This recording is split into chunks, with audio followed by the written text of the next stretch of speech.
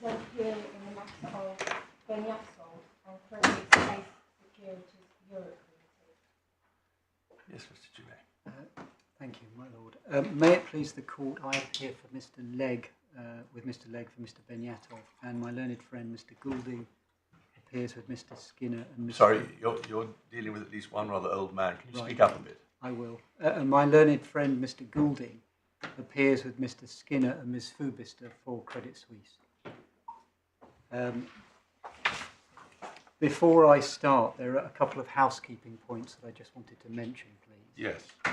The first is bundles. I just wanted to check that everyone's got the same bundles.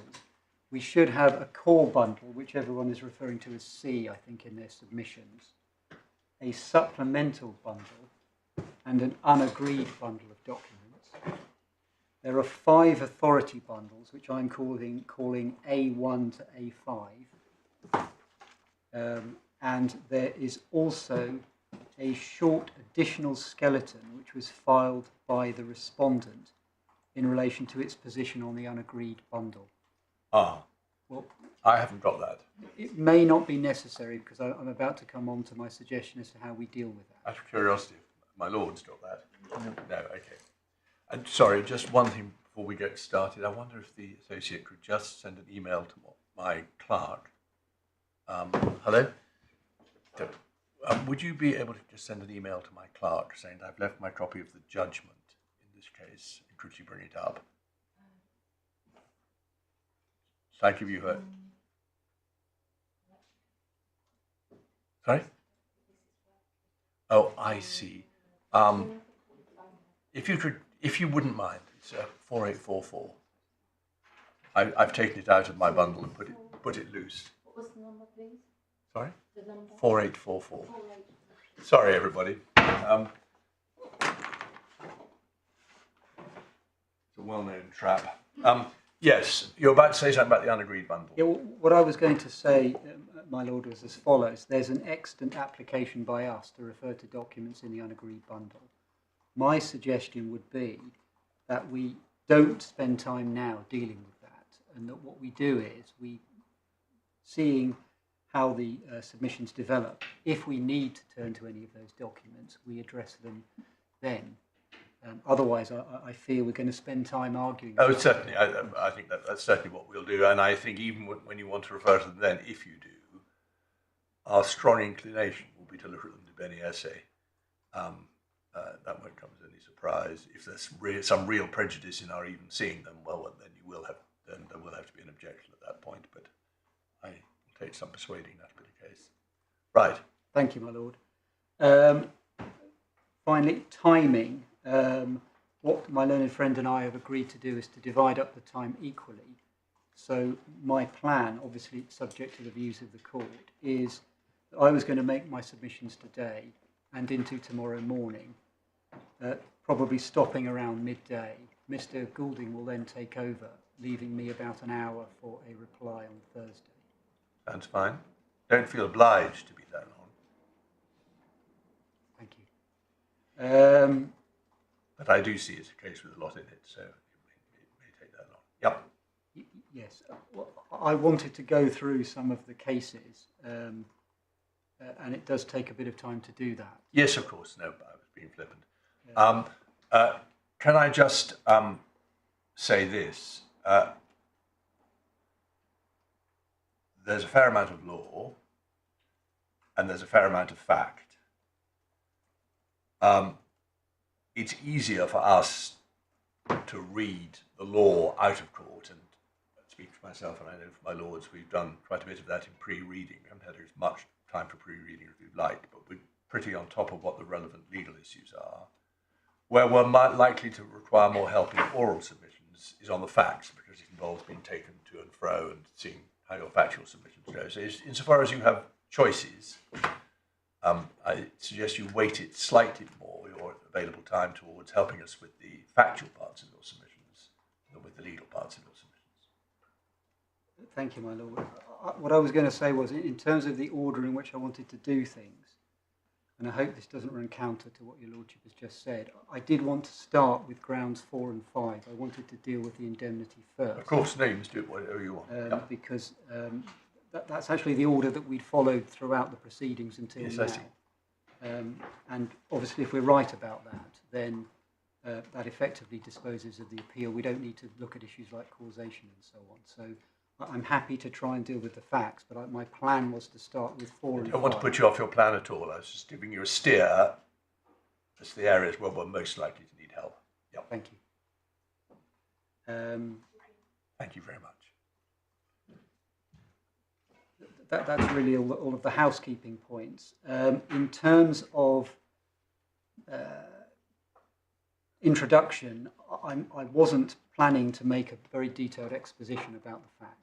I was planning to just make a short introduction and then highlight some of the key important features of the case. Yeah. We obviously know the outline, so you can be as short as you like on that. Yeah. Thank you. What we say is this, that the essential facts of this case are very simple.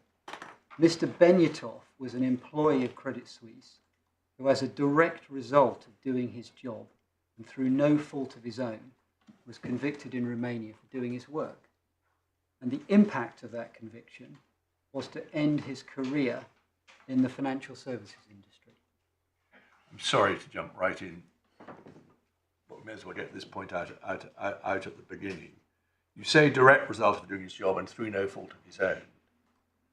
That means that we are to proceed, are we, on the basis that this was a wrongful conviction? In effect, yes, my lord. And if that's how it was fought below? Yes and no. Let me just explain that. Until a late amendment before trial, that is how it was fought below. And I'm going to take you, I was going to do it later, but one sees that, I was going to do it. But I know it's really annoying when judges come in early. If you want to come to the detail later, just give me the big picture at the moment. The big picture is that for almost all of the proceedings and for the years following the conviction, the agreed position between the parties has been, in effect, that this was a wrongful conviction. I will take you in a moment to some of the documents which bear that out.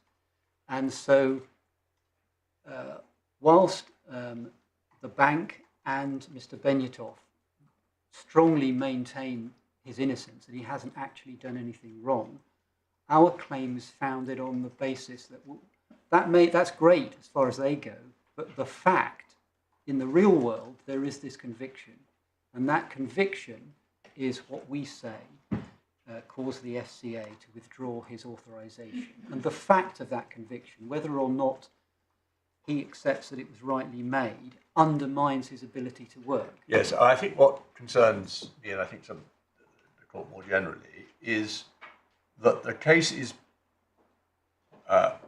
proceeding on the basis that a foreign court of another EU country has, even after an appeal, has come to a unjustified conclusion.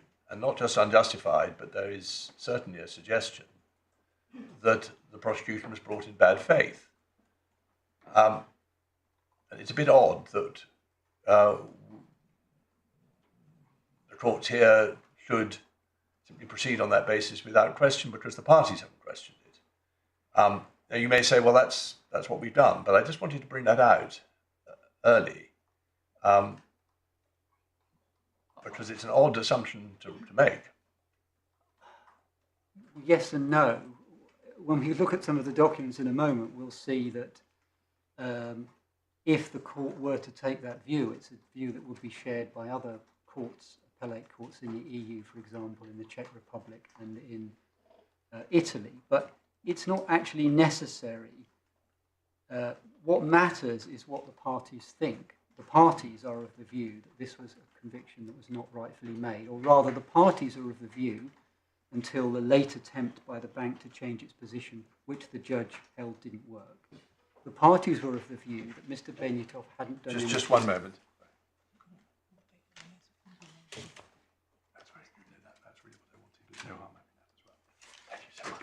Sorry about that, Mr. Chairman.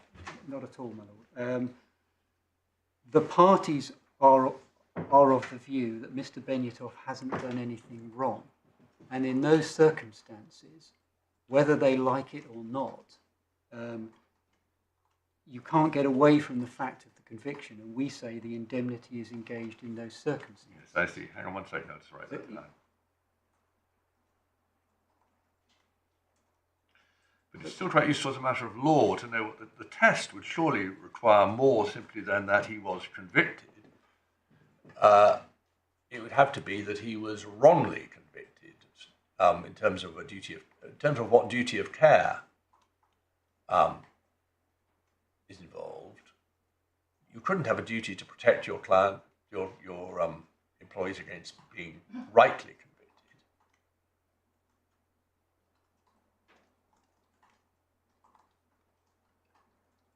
Well, that's obviously right, my Lord. Yes, so it's a central part of your negligence case, at least, perhaps your indemnity case as well, but certainly your negligence case, that this was you can choose your adjective, an illegitimate conviction.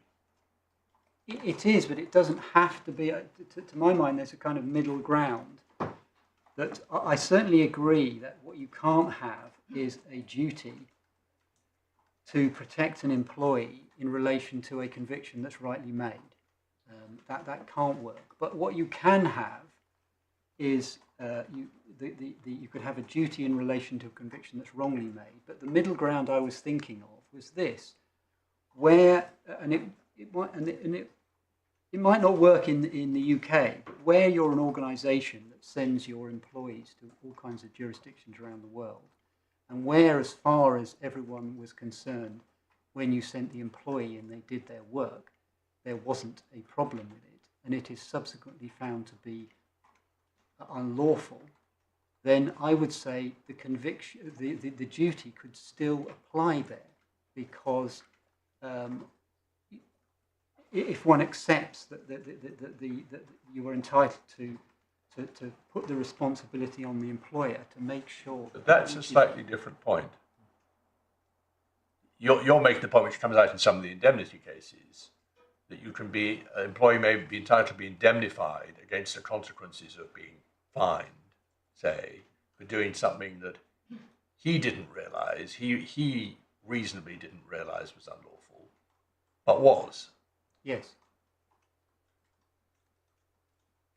But did the bank at trial seek to adduce evidence that Mr. Benyatov had in fact done anything wrong? Well, yes, but it didn't work, and maybe I'm wrong, but my assessment of it was not very strongly put. What they sought to do was to rely. The only evidence they sought to adduce was to rely on the contents of the Romanian judgments, or one of the Romanian judgments. Yeah. And there were a host of problems with that. For a start off, we didn't have official translations. Second of all, it seemed rather bizarre to rely on the content of a judgment that the bank was supporting a claim to the European Court of Human Rights on the basis that it was totally flawed. And thirdly, my recollection is that the judge found that simply wasn't possible as a matter of law to do that. They couldn't. Because of Hollington and Housekeeping. Exactly, my lord. So, but that was the extent of their attempt to adduce evidence. Yes. Well, if Hollington and Housekeeping applied, which the judge found it did, and I don't think that's in dispute, there is no other evidence. There was no other evidence before the judge, nor is there before us, that Mr. Benyatov had committed any offence. That's right, my lord.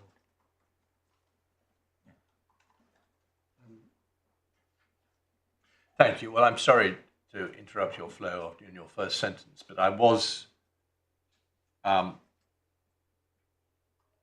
concerned to bring out that it's a necessary part of your case that his conviction was illegitimate. Certainly of your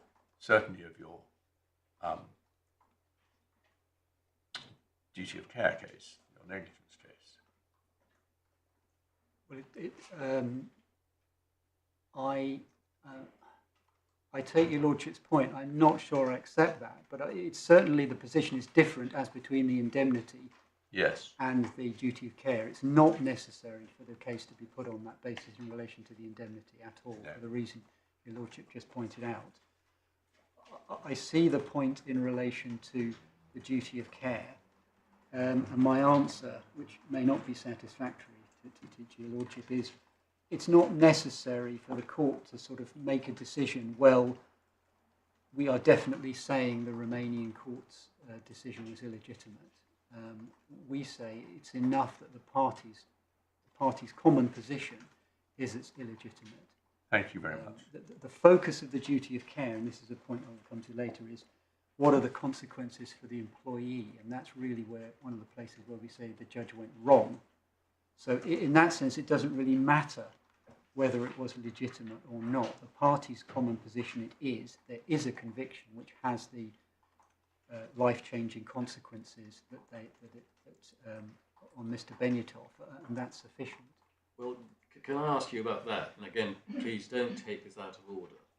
But I did want to mention a point which is taken by the respondents in their skeleton argument against you, which is that they say, as I understand them, that the Romanian Court of Appeal's decision is the effective or proximate cause of any losses. And they say that breaks the chain of causation. So at some point, I assume you will come back to the causation question. Yes, my lord. I was actually going to do that last, which may not be very satisfactory. You do it in the order you think right. Thank you. Right, you can get back on track now, at least for the time being. I'm sorry if I'm very slow thinking, but I am trying to think. So what we say, look, the compass of the facts can actually be reduced to a sentence. And similarly, at the heart of the legal issues of this case, there's a simple question, we say. Who bears the risk of what happened? In other words, who picks up the tab? Should it be Mr. Benyatov, who in the eyes of his employer has done nothing wrong and conducted himself in accordance with internationally accepted standards of business practice? Or should it be Credit Suisse, for whose benefit and under whose control he and the team of which he was part of worked and convicted, and which entity, i.e. Credit Suisse, received the transaction fees for this work? It may not be apparent, but despite the conviction, the Petrom transaction had been completed, the EMS transaction was completed, and obviously Credit Suisse received the fees of that.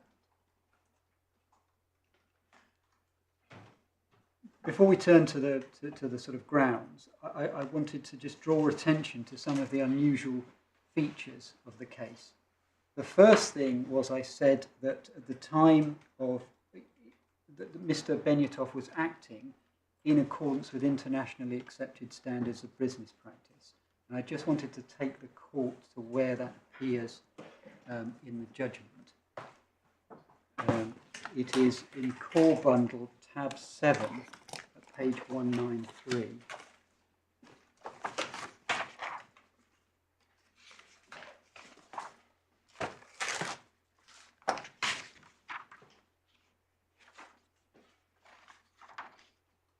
And it's paragraph 374, 1.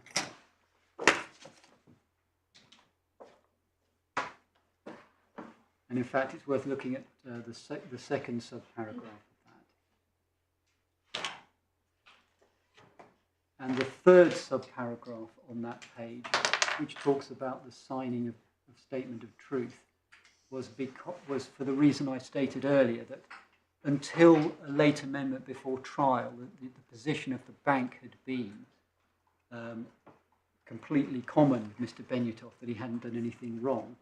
And the original defence was signed, the statement of truth was signed by Damien Bissica, who was not only the head of litigation, but crucially, he was the person that conducted the internal investigation into what happened and into Mr. Benyatov at the material time. So he was in a good position to know what the truth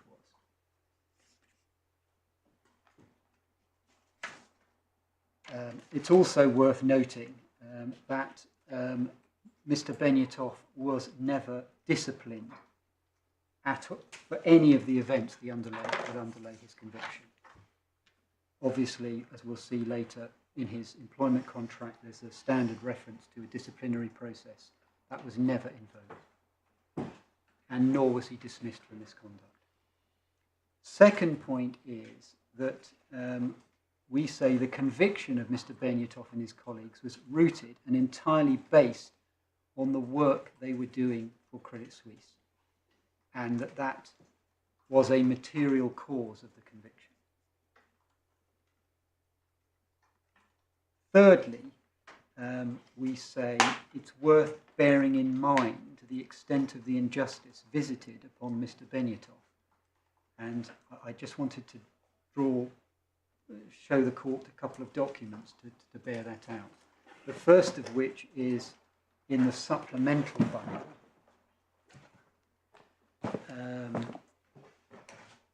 at tab 14, page 75.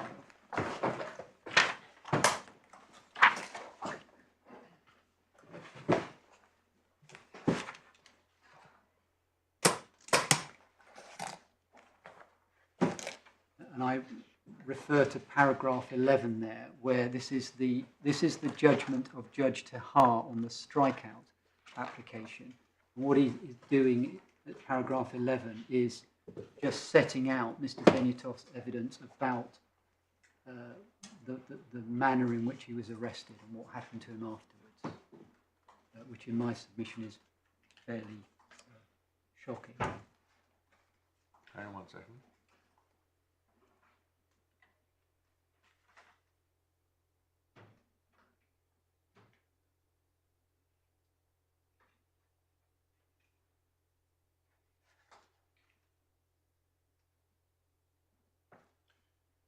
Yes.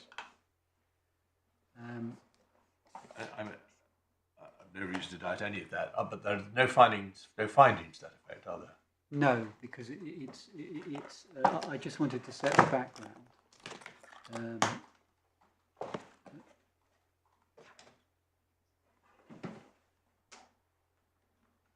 That was pre-conviction, but I wanted to just the court to understand the manner in which Mr. Benyatov was treated. The next point is that this is clear from the chronology, which is in the core bundle at tab 6. It's page 81 of that document.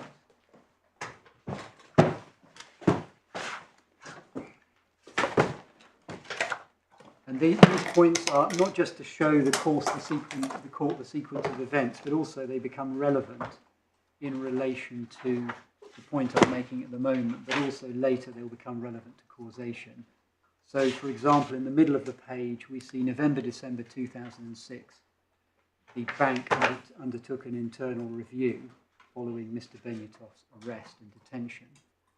But he wasn't permitted to leave Romania till August 2007. We just saw that in Judge Tehar's judgment. But sorry, which of the particular points you're asking us to note? I was November-December 2006. It's in the middle of the page.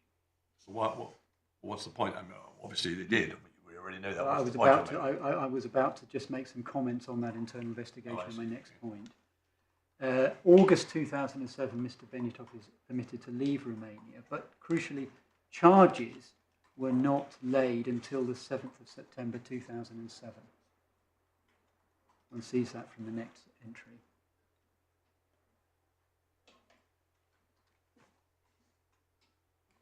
And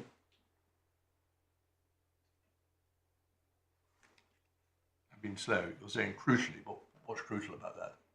Well, there's when we get on to look at the duty of care, there is some of the judge's reasoning seems to be on the basis that you'll recall my lord, that there's a discussion about what constituted warning flags, and when the judge deals with those, he adopts a definition of them, which was not that put forward in Mr. Benyatov's case. He adopts a definition which includes... Sorry, don't. If you're going to make this point later, make it then. You just draw our attention to these. I wasn't sure why you... They're for the purpose of a point you're going to make later. Yes. Okay. Well, I'll digest them when we get there.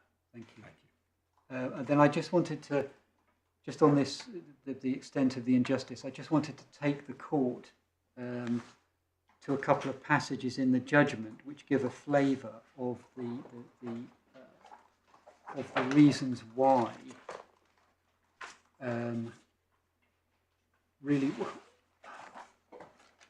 why the bank is supporting Mr. Benyatov in relation to his claim before the European Court of Human Rights. I just wanted to draw attention to a couple of the paragraphs in the judgment, which are paragraph 381, which is in the core bundle tab 7 at page 195.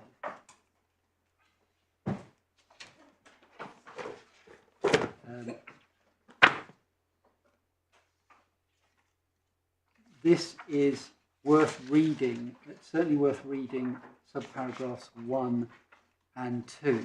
2 deals with the defects in the Romanian proceedings, but subparagraph 1 is worth just reminding oneself. So you'd like us to read 381? Sub 1 and sub 2. Very well. Give us a moment. The reason why sub 1 is important is it goes to... well, let's just read it, and then you can tell us why it's important. We can read it, I perhaps should say.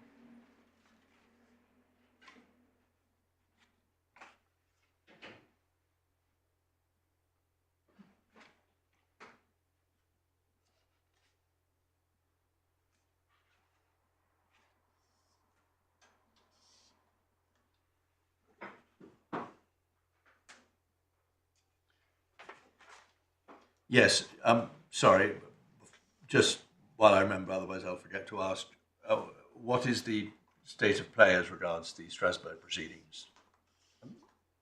We don't, but there's no up-to-date, we don't know when it's going to be heard or decided. Heard is the wrong word, but you know what I mean. Yes. Yes, as at the last time I was aware that it hadn't been, the admissibility stage had not yet been passed, despite the fact that it's been many, many years. So I can take instructions, but I don't believe there's been any further progress. Okay, no, thank you. Well, sorry, yes, I just wanted to ask that, but you come back to the point you wanted to make. I just wanted to draw the court's attention to what, until the trial, was the common position between the parties as to the fact that in the human rights proceedings in Strasbourg, is there a claim for compensation? There is. Well, there's the usual attempt to claim that, but right,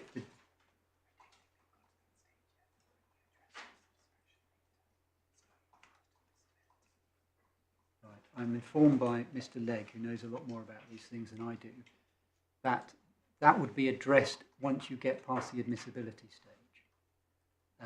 And since that stage hasn't been reached, the question of just satisfaction hasn't yet been raised. I was going to... I'm slightly surprised to hear that. That may be right. I'm not doubting that may be true factually in this case, but certainly when you bring proceedings, you don't sort of bring them in the abstract. You bring them because you've got some practical outcome in mind.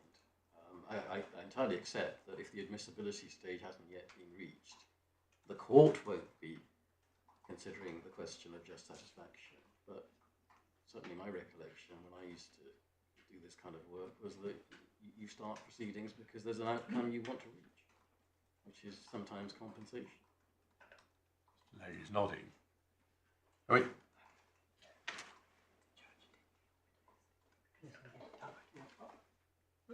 I was going to say that the judge actually did address this. Yes. And I was going to take the lordship to the way that All right. he did address it. I appreciate that one in principle could claim compensation. I mean, ideally what Mr. Benyatov wanted was the conviction set aside. Yes. Which the Strasbourg court has no power to do, as I understand. I appreciate that. He is, to give some context, when the proceedings were started, let me just go back a bit. What Mr. Benyatov had sought from the bank was not compensation initially. He was given assurances that they would... Sorry, sought from the bank. From the bank. But these proceedings are not against the bank. I know. Strasbourg. I realise that, but I just wanted to explain what Mr. Benyatov was trying to get.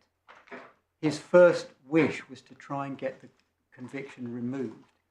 And I appreciate that the Strasbourg proceedings can't do that, but they would be a step in the right direction. He has exhausted his remedies within Romania.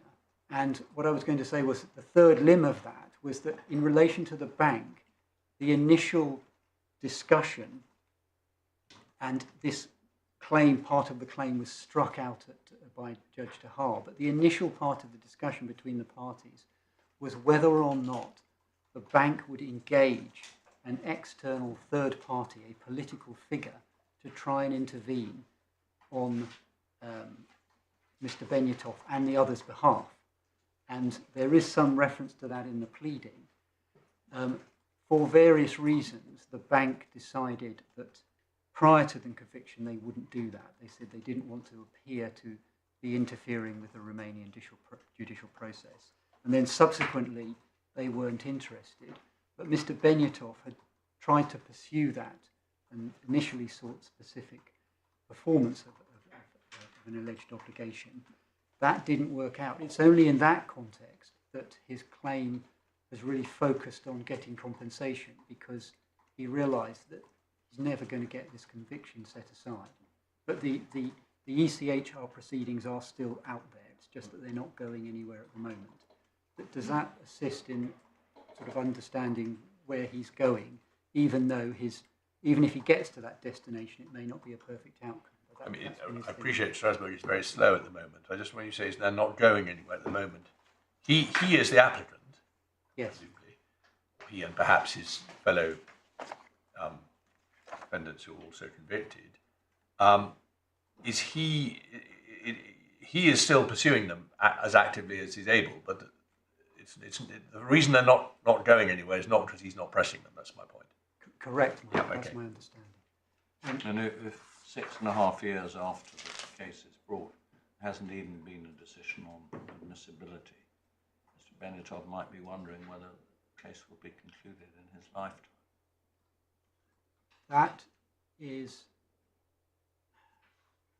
That's his kind of mindset.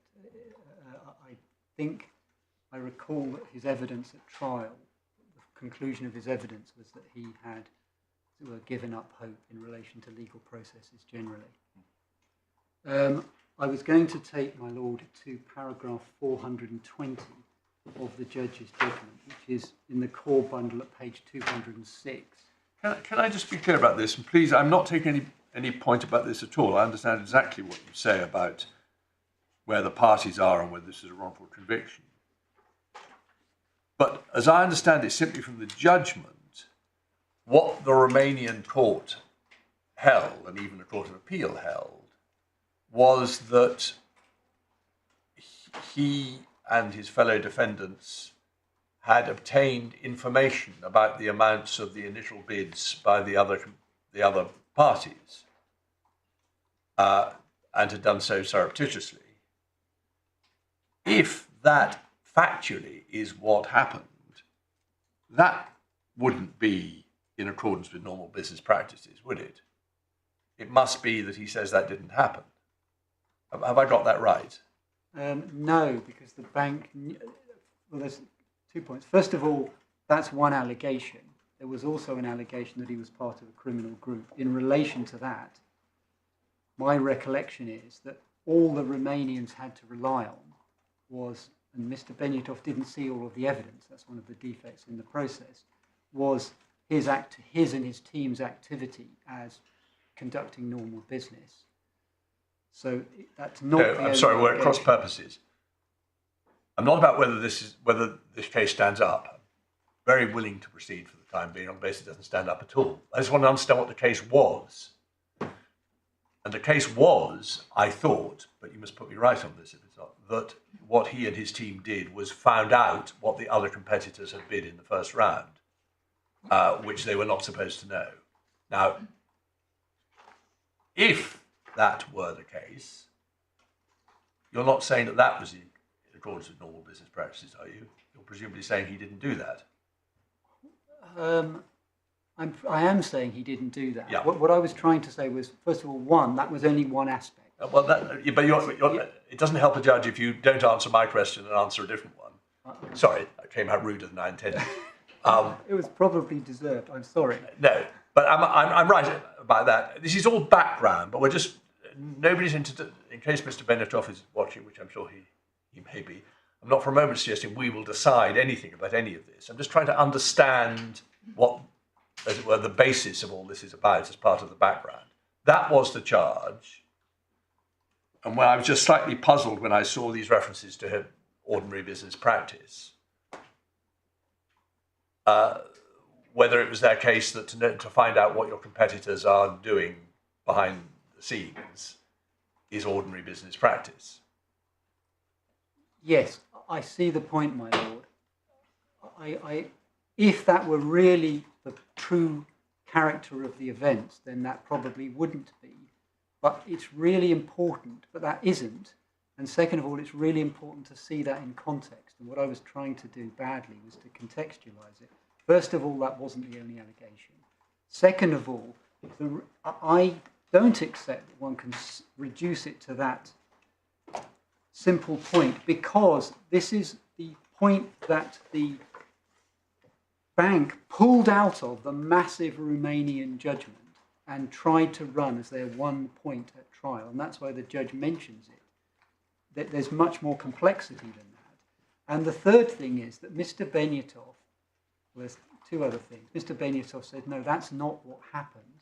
But that allegation, even though it wasn't formally put as a charge, that allegation was known to the bank, and this was in evidence at trial, was known to the bank when they conducted their internal investigation. And so when they found that it was in accordance with normal business practices, they are in effect agreeing with Mr. Benyatov's view that what was done was perfectly acceptable. It's true they got information about other bids, but his point was we were entitled to do that, and or it was publicly available. What we didn't do was somehow snoop on the competition wrongly and get that information. That's my summary. No, thank you. That's been helpful. Does that? Yep, thank you.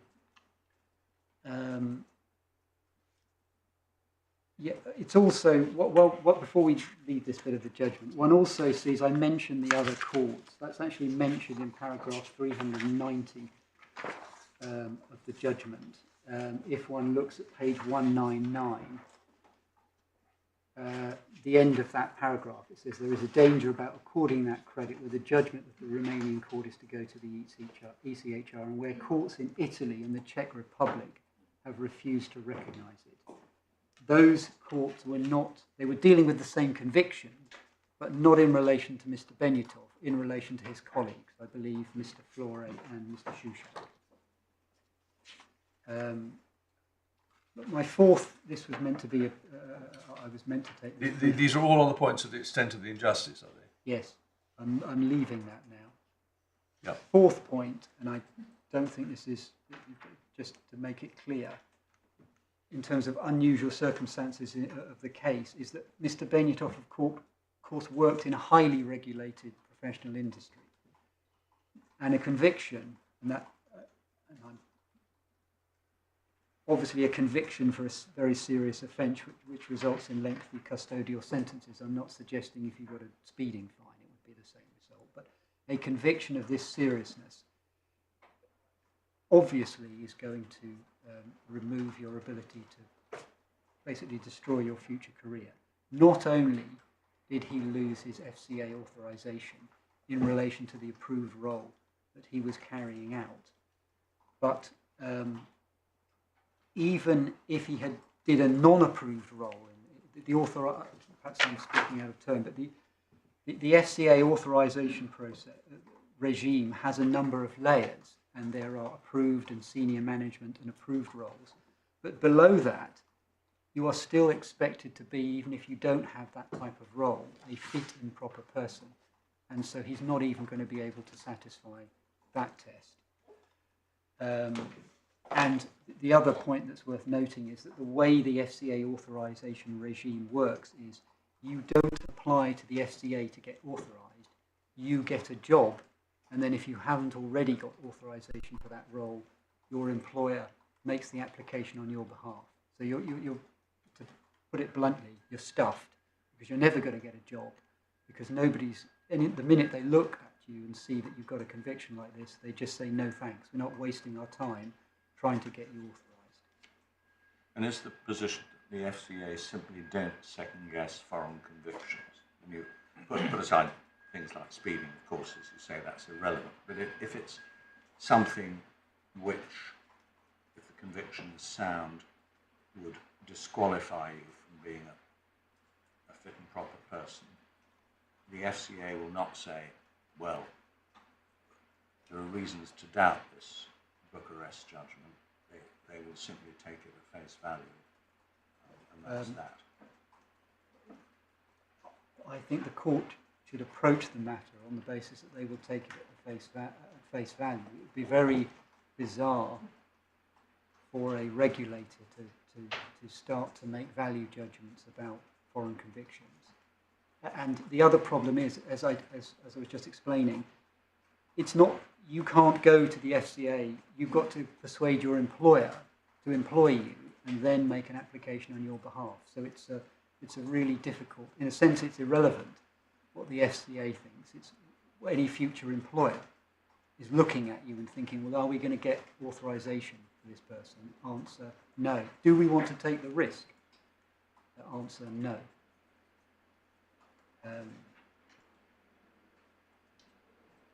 I wanted to just add two further points to this unusual features. Not only was there a bank investigation internally into what happened and whether anything was done wrong, which led to the conclusions and the correspondence that I took your lordships to a moment ago, but they also, immediately upon Mr. Benyatov's arrest, conducted an investigation into Mr. Benyatov or his background, and they employed a firm of external third-party consultants, ironically precisely the type of firm that we say could have provided risk advice, and that clearly, that can't really be gainsaid, because the bank's expert on risk, political risk at trial, was a former employee of Aegis Defence Services. So they were immediately able to pick up the phone to the right type of people to get an investigation done, in this case into Mr. Benyatov and his colleagues. And that investigation is referred to in the judgment at paragraph 34.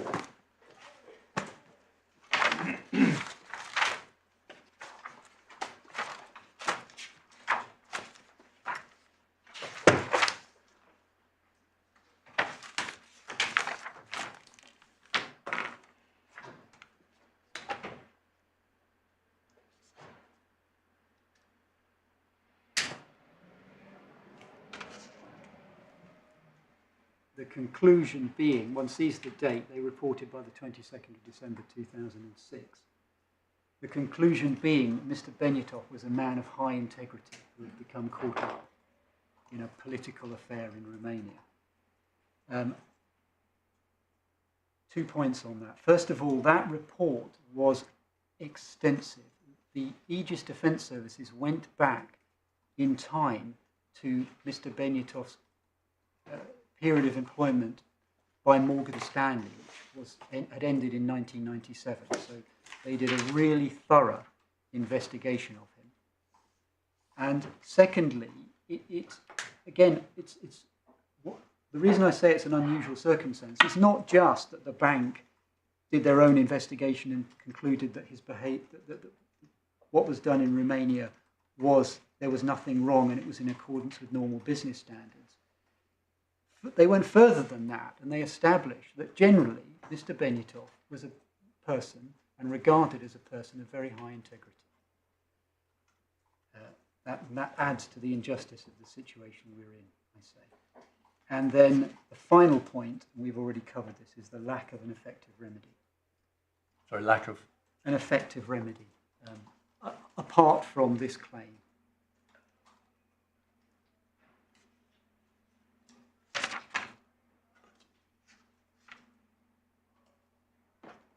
That's why we say either the bank should indemnify Mr. Benyatov for his career loss of earnings, or that the bank should pay damages for breach of the contractual duty of care. Right, I was then going to turn to the first of the appeal grounds. This is ground 4,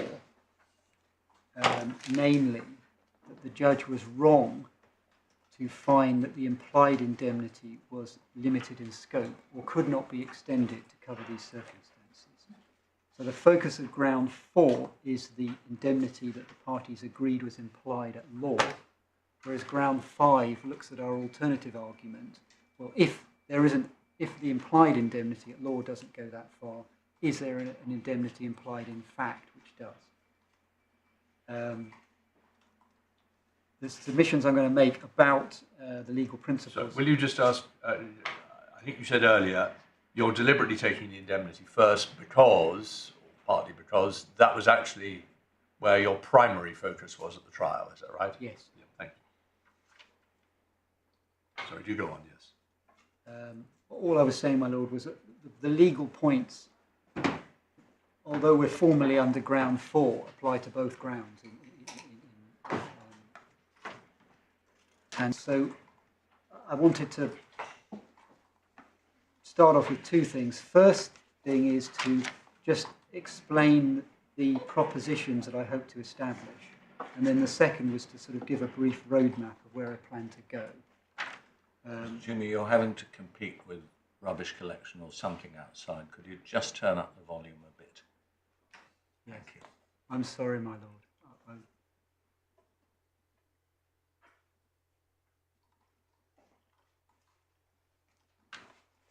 I unfortunately am not the loudest speaker, but I will endeavour to remember. So I really want to try and establish 5 propositions. The first is that properly... These aren't in your seller's argument. So not by way of criticism, but just so that I need to write them down now, is all I mean. Well, it's certainly not there. I don't recognise 5 propositions in that form. No. Okay, fire away. Don't let me distract you. They're all points that come from the skeleton. Of course, no, I wasn't making any point of that kind. I just wanted to know whether I needed to write them down or whether I could have found them in your skeleton. I think it might be helpful to... I'm sorry. No, don't worry. Keep going. The first one is that properly understood, the principles underlying the implication of an indemnity... Sorry, you better take this at taking speed if that's right. the key. Properly understood, the principles... underlying the implication of an indemnity at law support and are consistent with Mr. Benyatov's case that his career loss of earnings fall within its scope and are recoverable.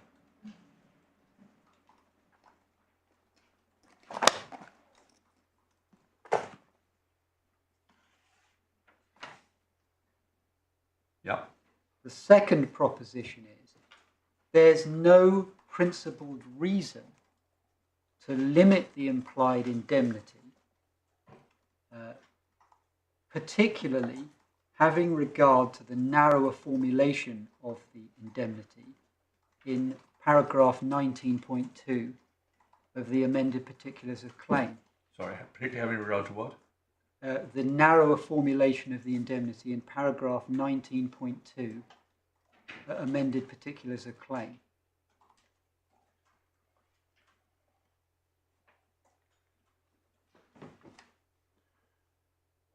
Yes. Proposition 3 is there are authorities in which loss that was conceptually equivalent to a loss of earnings was awarded, and those cases cannot be explained away.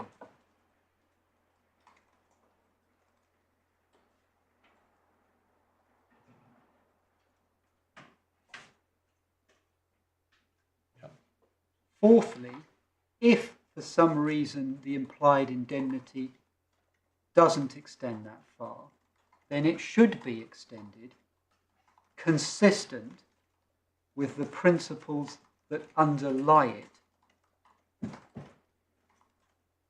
to give full effect to its hold harmless nature.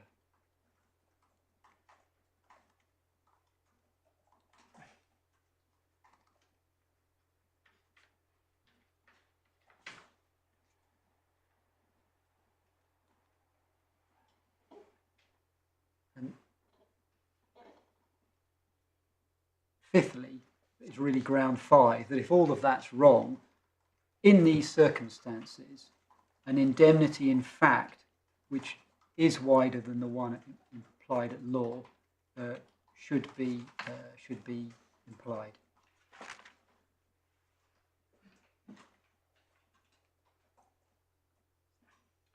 Thank you. So my plan is that I was going to cover sort of 8 heads, some of which are longer than the others. I'll just briefly mention them.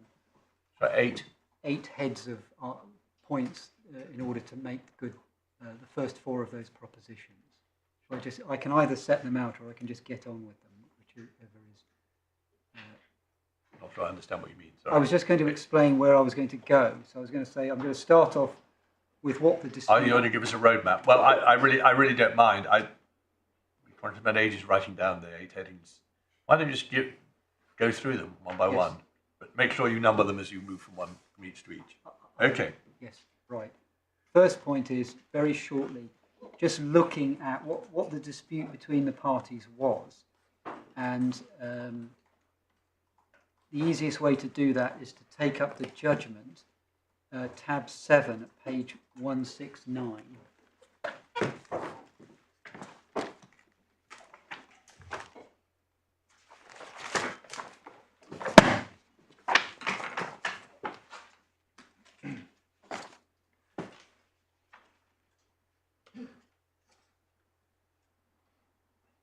And there, paragraph 303, the judge sets out from the amended particulars of claim the 2 formulations of the indemnity.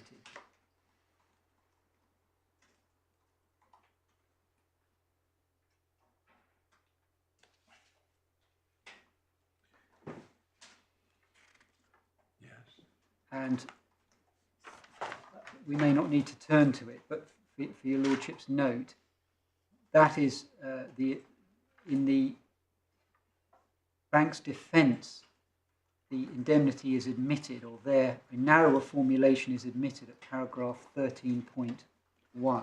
So what, 19.1 is admitted? It's yes. That's the narrower formulation. No, sorry. 19.1 is the broader one. Yes, sorry. Yeah, so 19.2 is admitted. Is that what you're Yes. telling us? Just give me the reference. We needn't turn it up unless you want us to. It is in. It's called tab 13, page 298. Yes, I'm sorry. I just didn't get the paragraph. Oh, it's paragraph 13.1. Do you actually want us to go to it, or if you want us to, we will. I know they don't admit 19.2. Forgive me, if I said they admit 19.2, they don't. They admit 19.1 in the terms set out. Well, I'm going to come back to it. the scope of the indemnity they admit. I'm happy to turn to it now. You do it your way. I just thought you were telling us, and therefore I was writing it down. But no, you do it your way. I'll come back to it later. To be clear, the admission is only in relation to 19.1.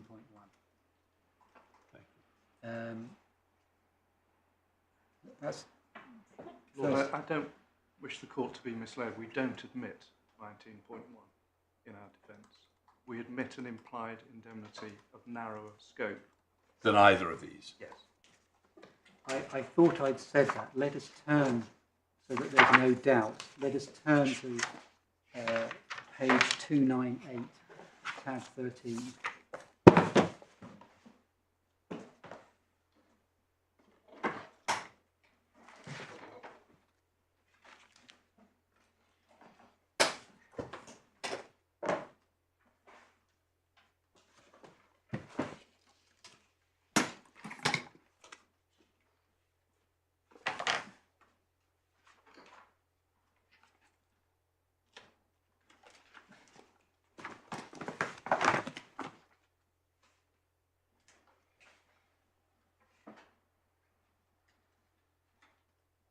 So there is an admission there. It is of narrower scope, as it clearly says.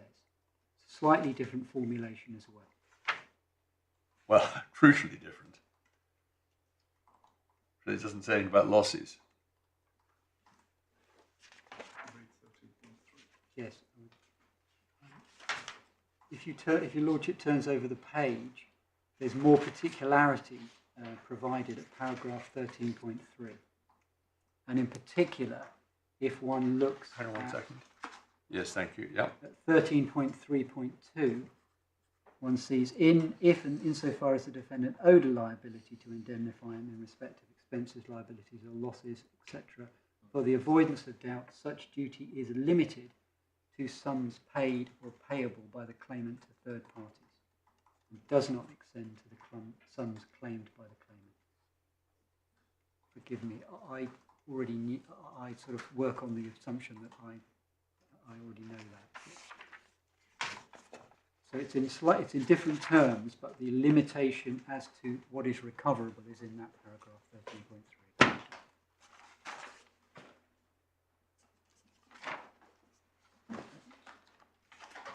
Next point I was going to address was what is meant by an indemnity. And what we say is that there's, in effect, an indemnity can take two forms. The first is an obligation on the indemnifier to hold harm. Oh, just 1 moment. Sorry.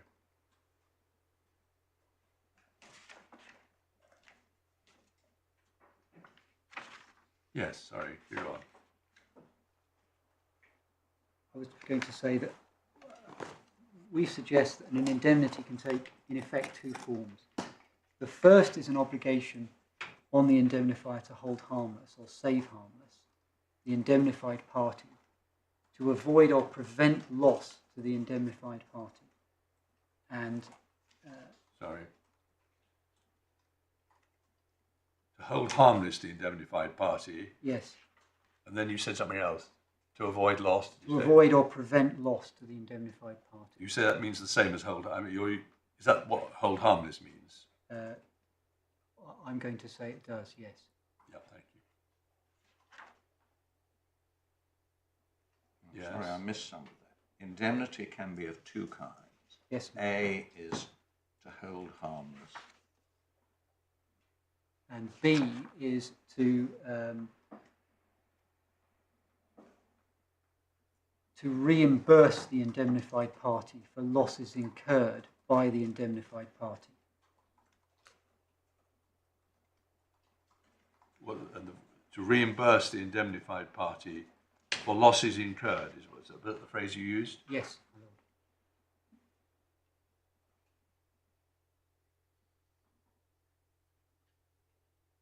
lord. Yeah. And I was going to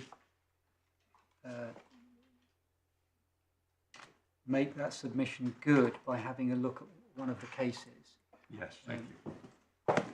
The case is it's the Firma C trade, which is in bundle A2, tab 25, page 558.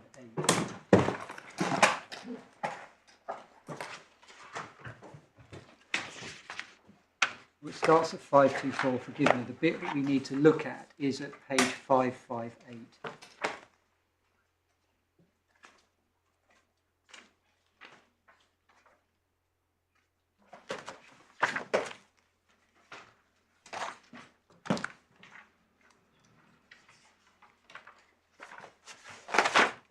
Yes.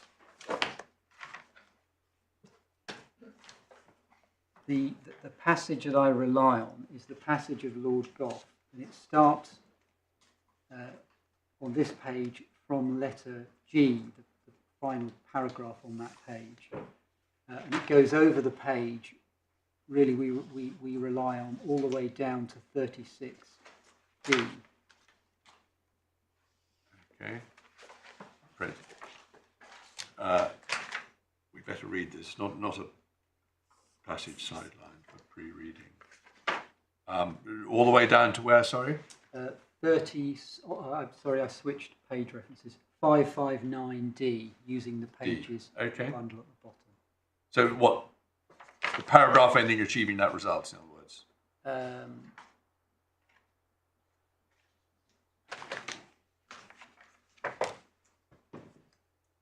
Yes, and then there's a little bit further.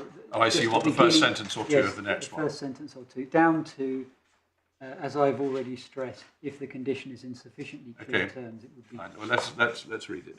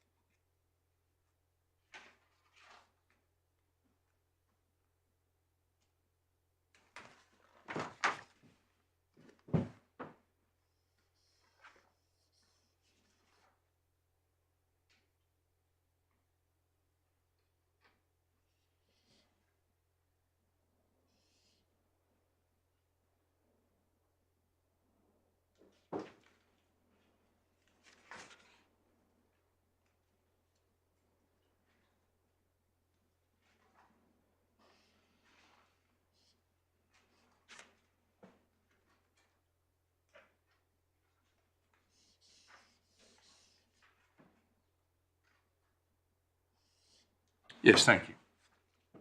Thank you, my lord. Just to explain the propositions I draw from that. That the first is the hold harmless idea. One sees that the bottom of 558, it says, this is, as I understand it, because a promise of indemnity is simply a promise to hold the indemnified person harmless against a specified loss or expense.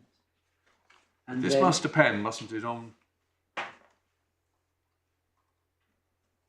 the terms of the promise.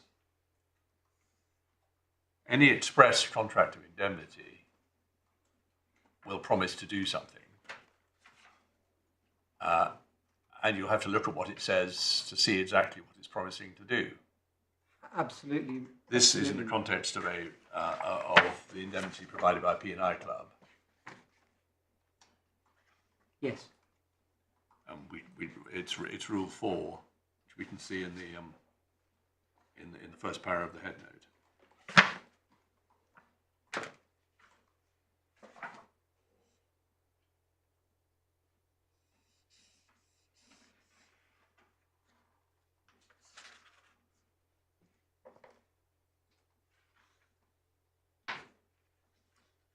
The only reason I'm making this rather obvious point, we're dealing here with an implied indemnity.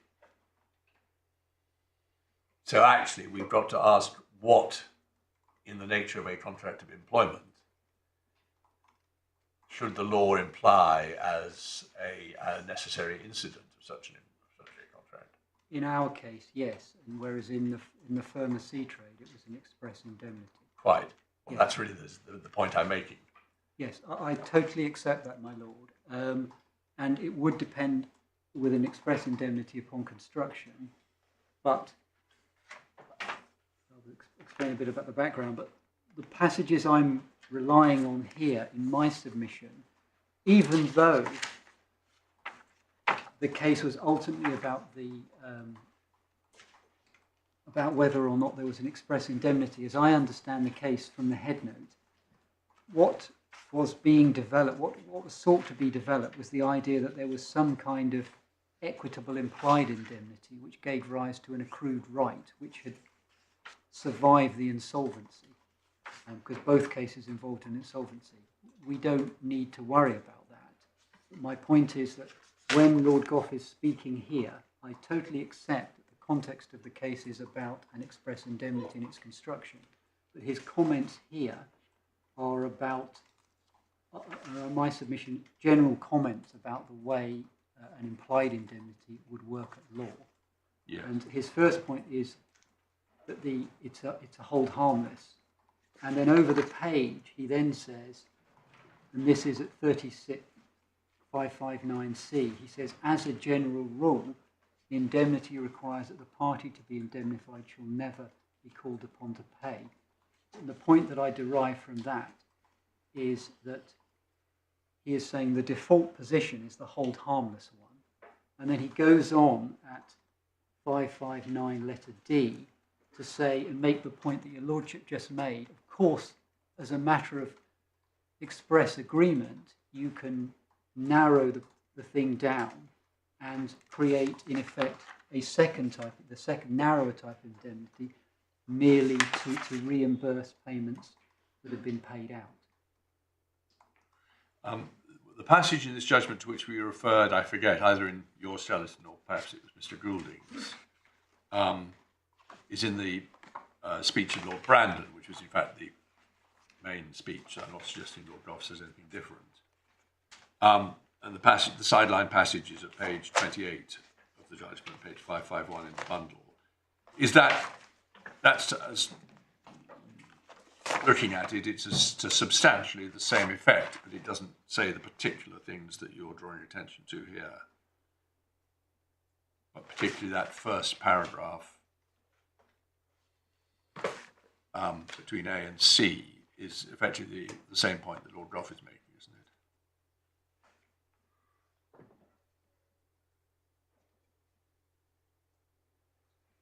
I'm only asking because, as I say, we were expressly drawn, our attention was drawn to this passage. I just want to make sure that whether there's any tension between the two, it doesn't appear to be. I don't think there is. Fine. The reason that the respondents are relying on it is because they have a point that I don't fully understand about the meaning of loss. I don't think this case is about the meaning of loss. The reason why Lord Brandon and Lord Gough, notwithstanding that it was about an express indemnity, start having a discussion about how remedies worked before the Judicature Acts and how indemnities in general work is because of the arguments that were being raised in that case, that somehow they could get round the express indemnity by means of this equitable idea, and therefore all that particularly Lord Brandon is making clear here is that, actually Lord Gough does the same thing, is that the reason why there was a difference in remedy prior to the Judicature Act was because equity had to step in to give full effect to the hold harmless principle. The common law, you could only make your claim under the indemnity once you'd paid out or suffered the loss. Yes. It had to have crystallised. And equity said, well, hang on a minute, that doesn't work. That's not good enough protection because maybe you can't afford to pay and you'll be ruined by the payment. If there's an indemnity, you are entitled to be held harmless. In other words, you should never suffer that loss. Those remedies were merged as part of the Judicature Act. That's the context of the discussion. I'm simply relying on it to show the different forms of an indemnity, and that the most general form is this hold harmless idea, which is very important. Well, I know they use the words hold harmless, but we have to read that in context, don't we? And the context that Lord Gough is referring to is hold harmless against the payment of expenses. Now, you may not in fact have paid them, and equity will treat as done that which ought to be done. Fine, we understand that point, but it's still not loss of future earnings, for example. It's indemnity against some expense that you are going to have to pay. It's hold harmless against that, isn't it?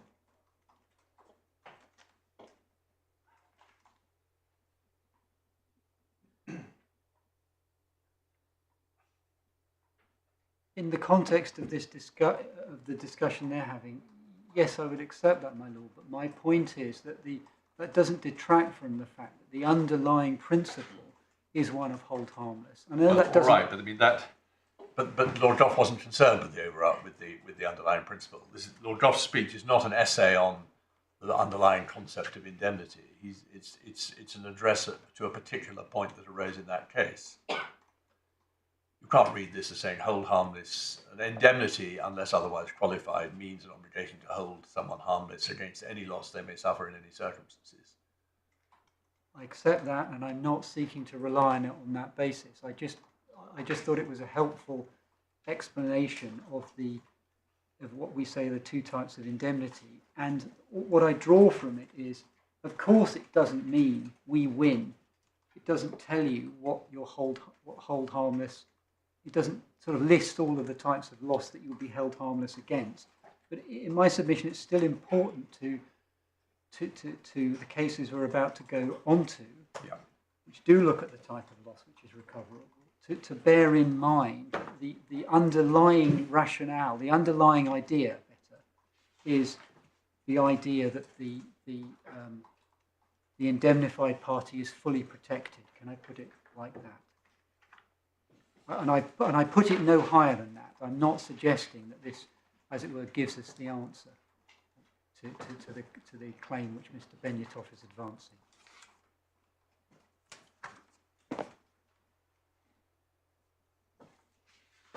Yes. That was your second point, was it? It was, yes. I was then going to look at some of the circumstances in which an implied indemnity can arise.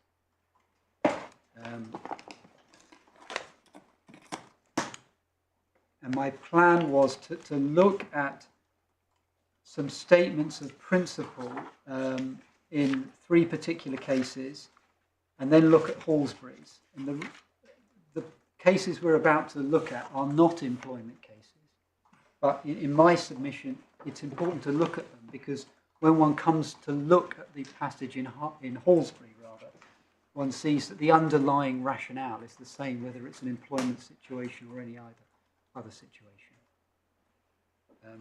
So the first of these is in the Birmingham and District Land Company against the LNWR, which is in bundle A1, tab 10 at page 54.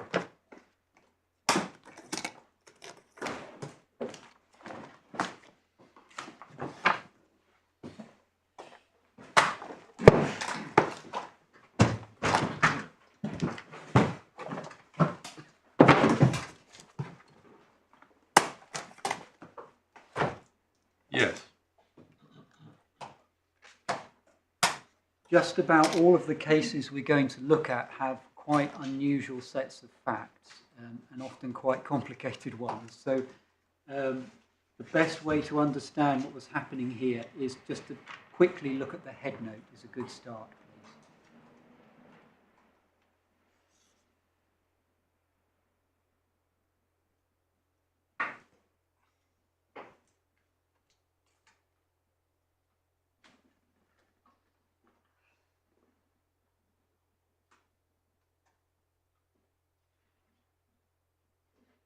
Yes. So the actual issue was a procedural issue about whether a third-party notice would lie. Exactly. Nice for people as old as me, and possibly even my lords, to see reference to what used to be Order 16, which we spent our whole time. Absolutely, my lord. And in fact, the first instance judgment of Chitty J at page 60 explains that the issue, the old procedural issue, with a bit of detail. So none of the decisions in this case were final, as it were. What the court was considering was really, in a sense, is there an arguable case of an indemnity? And that had to be established in order that you could add the indemnifier, as it were, as a party. One sees that, as I said, it's the first half of page 60. The result was that one couldn't. And there's some general discussion about what an indemnity is, and these are, it starts at page 65 using the bundle numbering, which has been sideline highlighted. In fact, that discussion continues over the page, certainly until halfway down, because the court there, the Court of Appeal, were dealing with the various cases.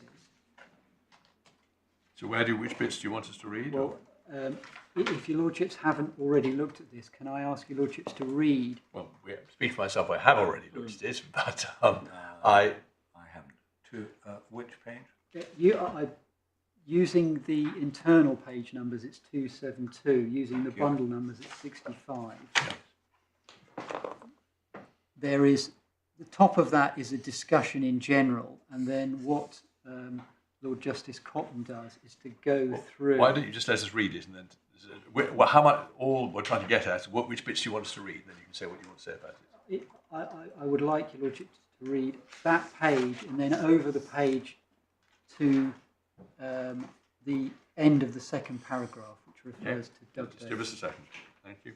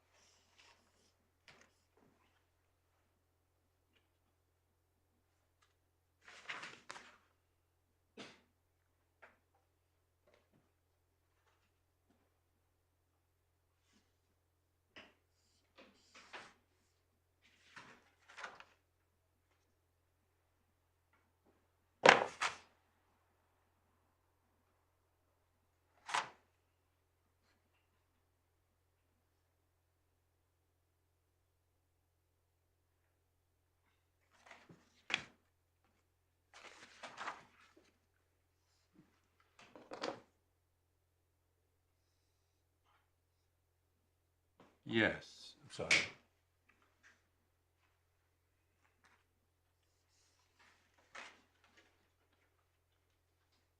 So can I ask your lordships to go on, and I'll make the points on propositions in a moment. Lord Justice Bowen, at page 67, about a third of the way down, one sees he says, "What is the meaning of the expression entitled to an indemnity?" And then he gives his... That's the expression in the rule. Yes. Yeah. Yes, of course, my lord, but... I just wanted to... Yes. I wasn't making a point, I was just making clear that's what we're talking about. Yes, that's where he gets it from. Yep. He then goes on to give his... Well, again, just tell us where to read to. Right, can I ask your lordships to read all the way down to the end of that page, and then over on page, all the way down 275 to about halfway down, where it says, there's a sentence, "But they all proceed upon the notion of a request which one person makes under the circumstances." Yep, okay.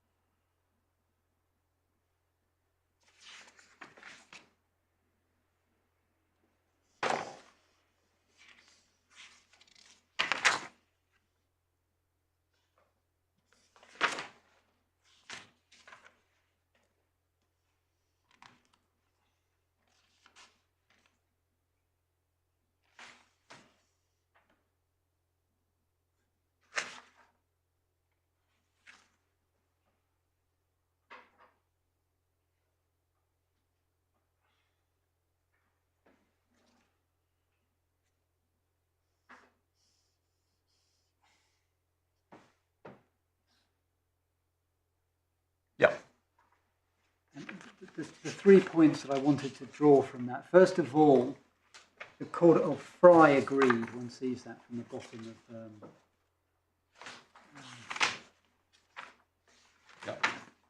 wherever it is, the bottom of 2 of 68. The court was focused on the idea that the indemnity arises as a result of a request to do some act, point 1. Point 2, one sees, for example, Lord Justice Cotton says the indemnity is to indemnify from the consequence of his doing it. And Lord Justice Bowen, in the middle of 67, says,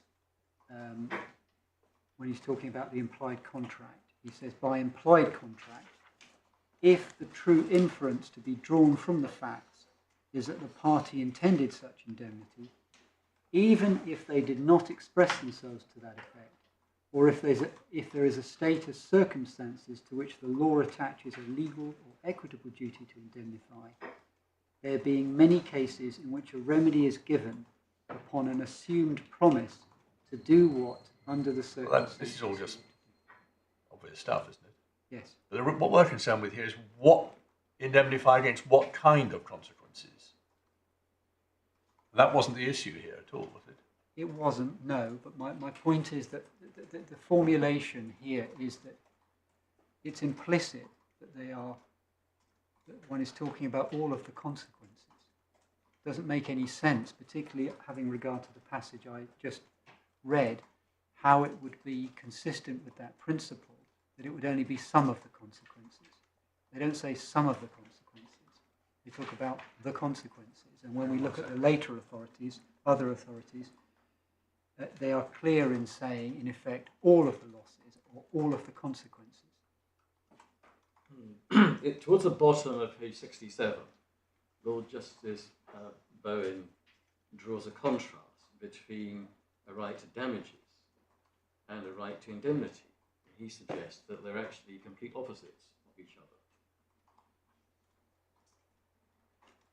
And that appears to be consistent with the way in which the respondents put their case, as I understand it, which is that it's inherent in the concept of an indemnity, that it's not about where there's been a breach of an obligation giving rise to damages. It's about something else, which is that you've had to pay somebody else, pay a third party, something.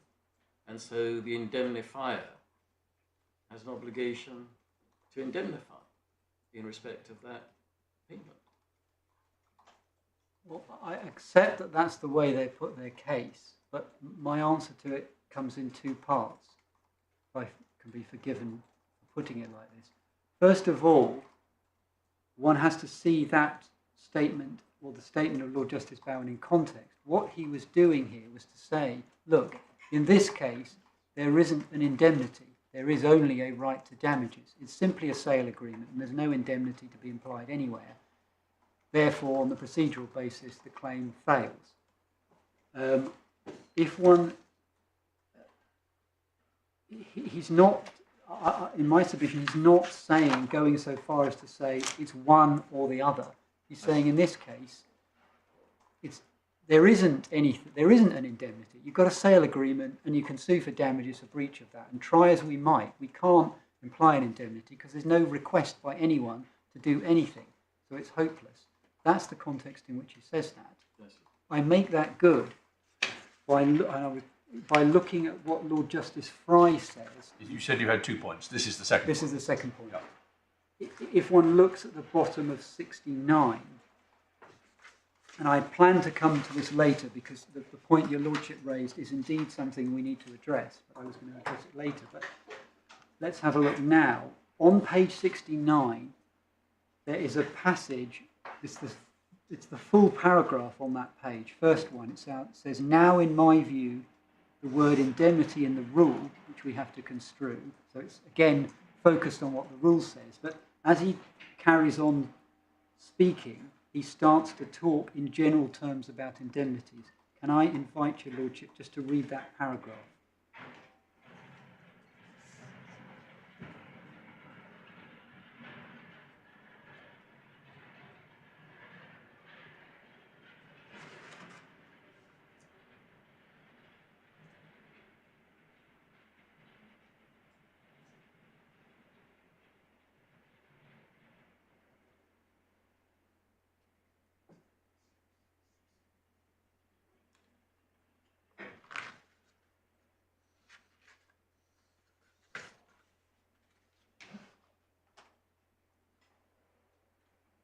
Yes.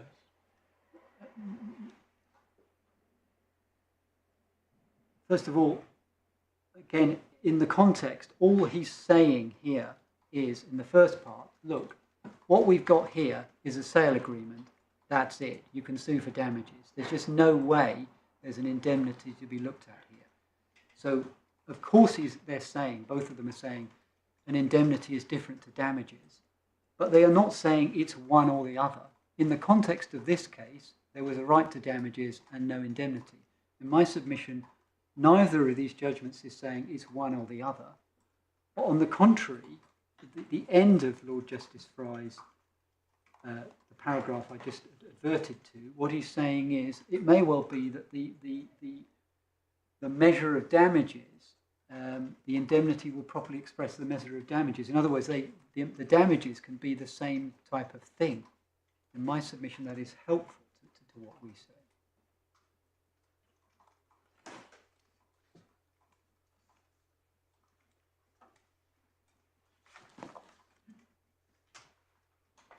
Does that answer the question? Yes, I just wondered whether you were going to make anything of the case of Adamson, which is referred to at the very bottom of page 272, top of page 273, where the Lord Chief Justice, whoever that then was, is said to have said the plaintiff is hired by the defendant to sell. That was to sell the cattle at the auction, which implies a warranty to indemnify against all the consequences that followed the sale. There's the word all that you mentioned earlier. But if you were in place, maybe you weren't. If you were in place, wait on that. I wouldn't mind. We haven't got that case, have we, here?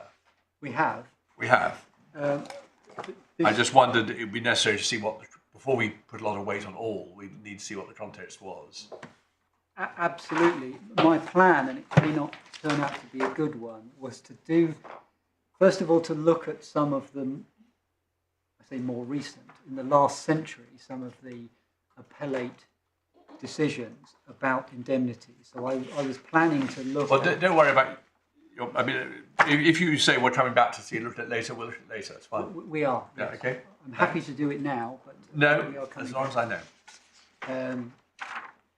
The next one that I wanted to look at, as I said, what I was going to do was look at some of the appellate cases of the last century, and then go back and start looking in a little bit more detail at the much earlier cases. Whatever. Yeah. Right. So. We're in your hands. Thank you, my Lord. The next one I was going to ask your Lordships to turn to was the Lord Mayor of Sheffield and Berkeley case, which is in A1, tab 12. It's at page 91 in A1. Yeah.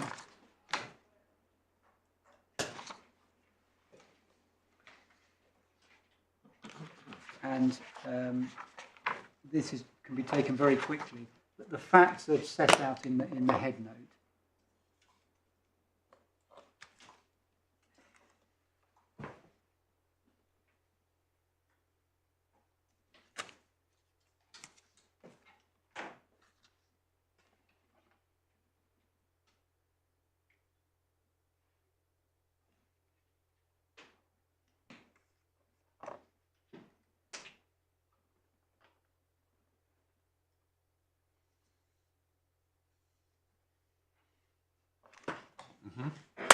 And then the passage in the judgment that we rely on is, it's highlighted, it's at page 96 using bundle pages.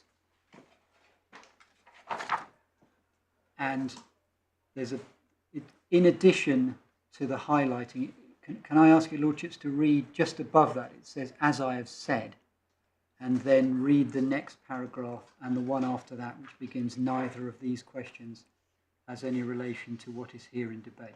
Thank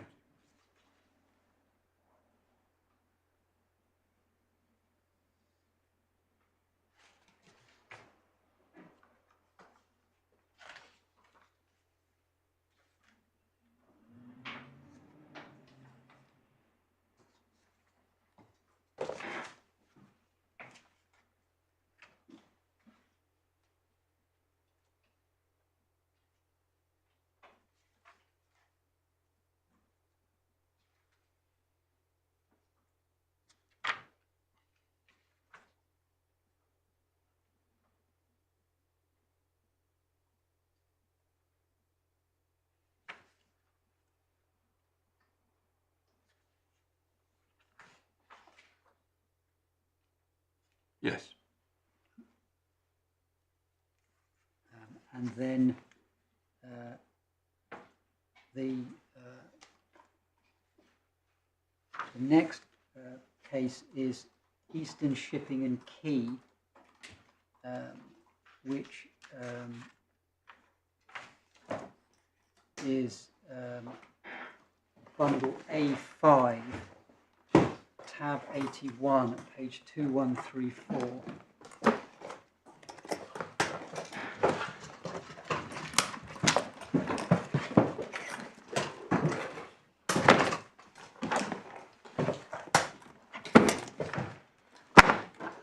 Sorry, it's A5 tab 82, forgive me.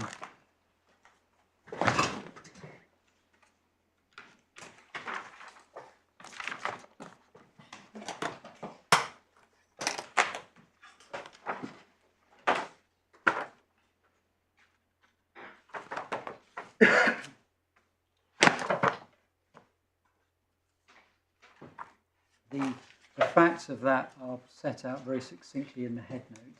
Give us a second then.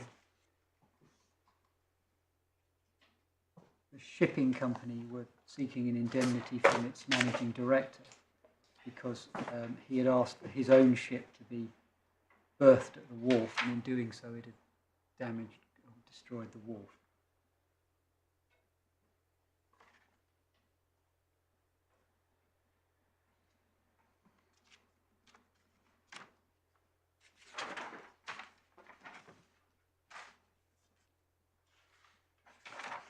And then the relevant passage is at bundle page 2134. It's actually been In sideline. sidelined. Yes, my lord. Shall we just read it then? Yes, please.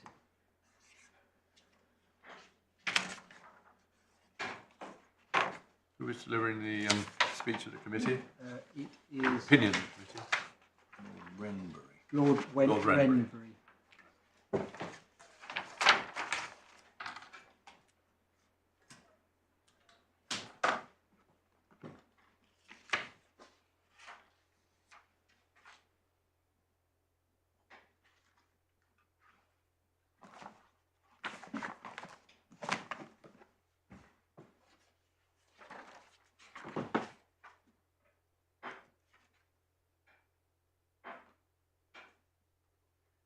This is all about a different point, isn't it? It's about whether you can have a right to an indemnity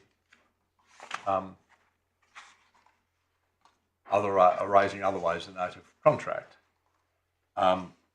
It's not about what the scope of the indemnity is, which is the issue for us in this case, is it? Well, yes and no. I accept that, my lord, but it's just that the Privy Council effectively borrows words and endorses the Birmingham and District Land Company and LNWR case that we just looked at. One sees that's where the wording about under the circumstances do what he ought to do comes from at 2134. I think we saw that in the judgment of Lord Justice Bowen. And again, the focus is on the... it doesn't really, even if you're right about that. It doesn't add an enormous amount of it would be helpful to keep this bundle open, because the next thing I was going to look at was the passage in Halsbury. Yes.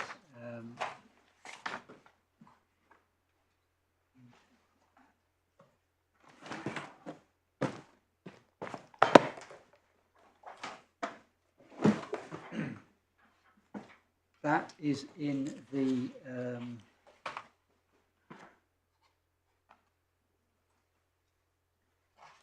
that's in bundle A5 at tab 80.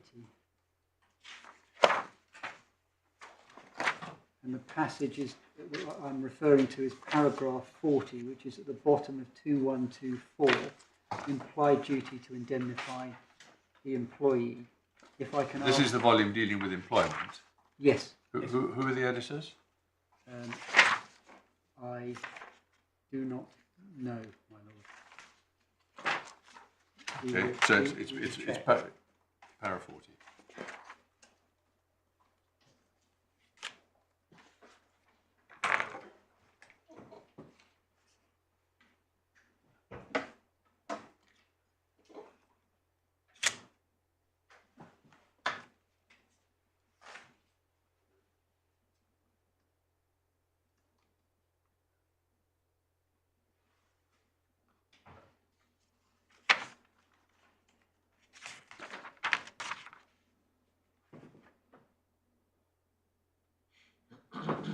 So you only want us to read the sideline bit?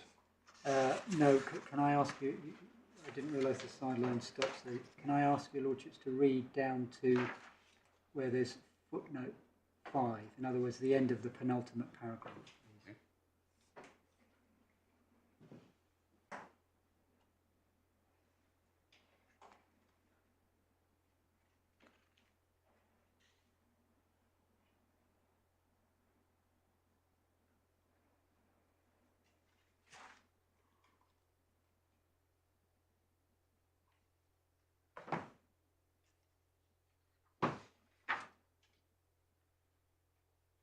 Yes. The points I draw from that are as follows. First of all, it's clear that in the employment context, the underlying rationale for the indemnity is the same as in any other context, such as the commercial context. The fundamental idea is that you are doing something which you have been requested to do. And that is expressed in the employment context as you,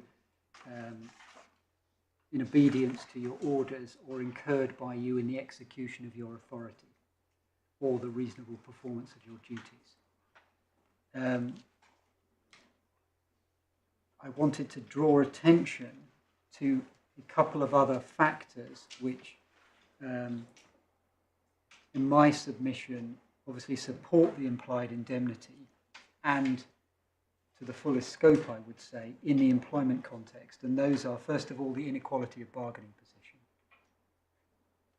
And second of all, the fact that in every employment contract, there is an implied term that you will obey reasonable management instructions.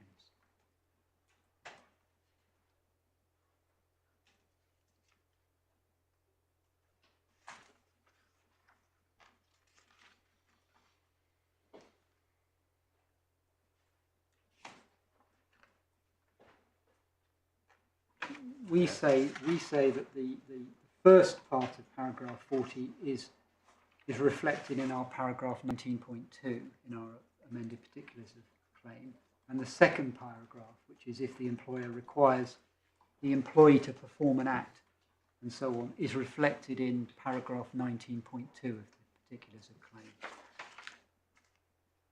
Is it helpful to... You referred to 19.2 twice, did you mean to? I didn't mean to. First paragraph is reflected in paragraph 19.1, which is the broader formulation. Forgive me. And the second paragraph is the alternative, narrower formulation in 19.2 of the particulars. If you're right in your fundamental submission that the concept of losses in this context includes, for example, loss of future earnings, does that mean that the employer will be liable to indemnify you for those losses, even if the employer has not been negligent? In other words, that they are an absolute guarantor of your future earnings? No fault is required. Is that right on your submission? Yes. Yeah. Yes, that's right. That is, as I understand it, one of the points that is taken against us, or the judge. That's part of the logic underlying the judge's reliance on the Whitlam case, which I'm going to come to later. So I accept that. My answer to it is, we'll deal with it when we come to Whitlam, but I was about to go to some of the conditions that are inherent in this passage in Halsbury, the conditions that have to be set. Just before you do that, is it right to say that 19.1 is, as it were, a wide duty and 19.2 is a narrow duty? Isn't the duty the one at 19.1? And 19.2 is simply an explanation of how it works out in a particular situation, which might otherwise be problematic, i.e. you've done something unlawful, but you didn't know that it was unlawful. It's not really a wide principle and a narrow principle. Agreed. It's not. I was actually picking up the judge's language. I'm not sure. Perhaps saying that one is a wide indemnity and the other is a narrow indemnity is not very helpful. The reality is that the paragraph 19.2 is an indemnity which applies in a very particular set of circumstances. And that's what I meant by saying it was narrower. Yes, I see. Thank you. The judge uses the same expression, but he also took the view that your lordship just did. So, again, forgive me for expressing in that way, but it's a narrower range of circumstances in which the indemnity applies. But if it applies, we would say it has the same consequences. Partly as in answer to the point that your lordship raised a moment ago, I was going to go through what we say the conditions are on the operation, on the applicability of the indemnity, which are in part an answer to the counter argument. Oh well, look, this is effectively imposing an obligation of last resort on the employer.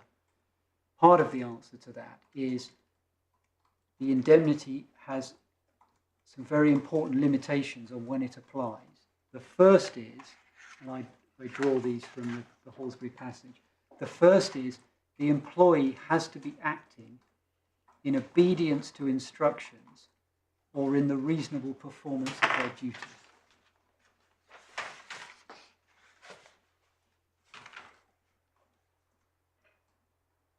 Secondly, well, why is that? That's not much of a limitation. If that wasn't there, there'd be no question of the indemnity applying at all anyway.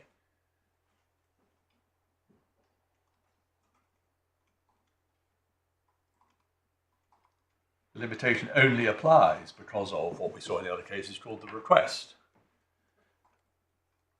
Yes, but you will have cases. Well, for a start off, Mr. Benyatov clearly was within that the scope of that condition. But second of all, you will have cases where there is an argument about whether the employee was what their instructions were, whether they were acting, whether they were in fact acting. Yes, of course you will. But so what?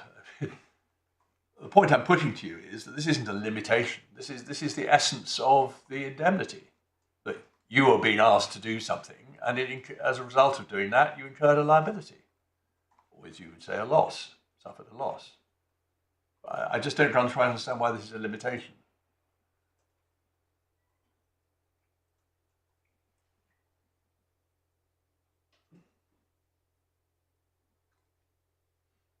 Anyway, it's not the most important point in the world. I'm just trying to understand how it fits together. What was your second point? My second point, I was thinking, my lord. Oh, sorry, I didn't mean to hurry you up. I see that. One could say, well, it's just inherent in the idea of the indemnity, but it's an idea which may be different to a duty of care. The second point was of a similar nature in relation to authority. The third point is this, that the carrying out of the instructions or the performance has to be a material cause of the loss.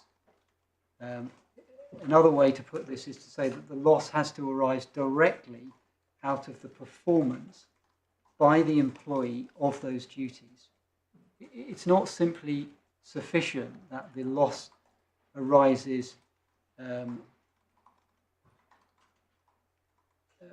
because of an event, because the employee's performance of the duties was the occasion for the loss. That's not sufficient. The loss must actually arise out of the performance of the duties. And that, in my submission, is a limitation, and that is different. Suppose the employer says, I want you to go to a meeting in such and such a building. And through no negligence, obviously, the employer, building isn't his own premises, maybe it's the premises of a client, doesn't really matter. the building falls down and he's damaged.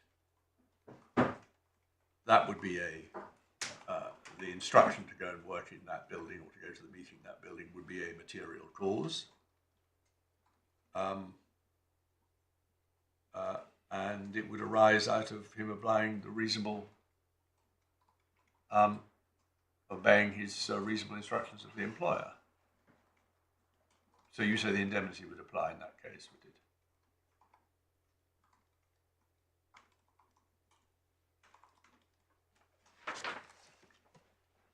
I don't think it would.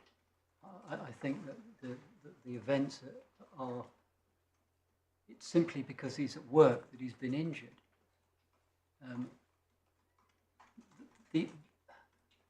I try and answer that by looking at the facts of this case. The basis of the conviction was the very thing that Mr. Benyatov did for his employer. That is different. That's a bit like saying, well, he followed their instruction to go to Romania and he was convicted. But that's not the basis on which the claim is made. The basis on which the claim is made is there is a direct connection between what he did and the loss. In your lordship's example, the following of the instruction simply creates the situation in which the calamitous event happens. It's not the cause of that loss. Suppose he says, here's a package, get in your car, drive it to another address, and on the way there he is injured by the negligence of another driver. Which side of the line would that fall? He's doing the very thing he was asked to do, deliver the goods. Yeah, but it's still simply the occasion for the loss. He's driving along and someone negligently drives into him.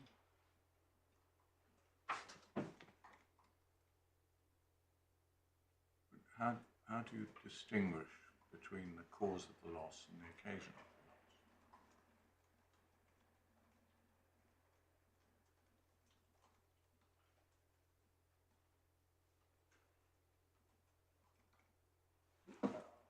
I sought to do that, but by the facts of this case, the facts of the conviction, the material for the conviction was based on the work that Mr. Benyatov did. It wasn't. That's to be distinguished from the fact that he was in Romania at the time, or he'd gone to Romania. In the car example, that was the very thing he was being asked to do.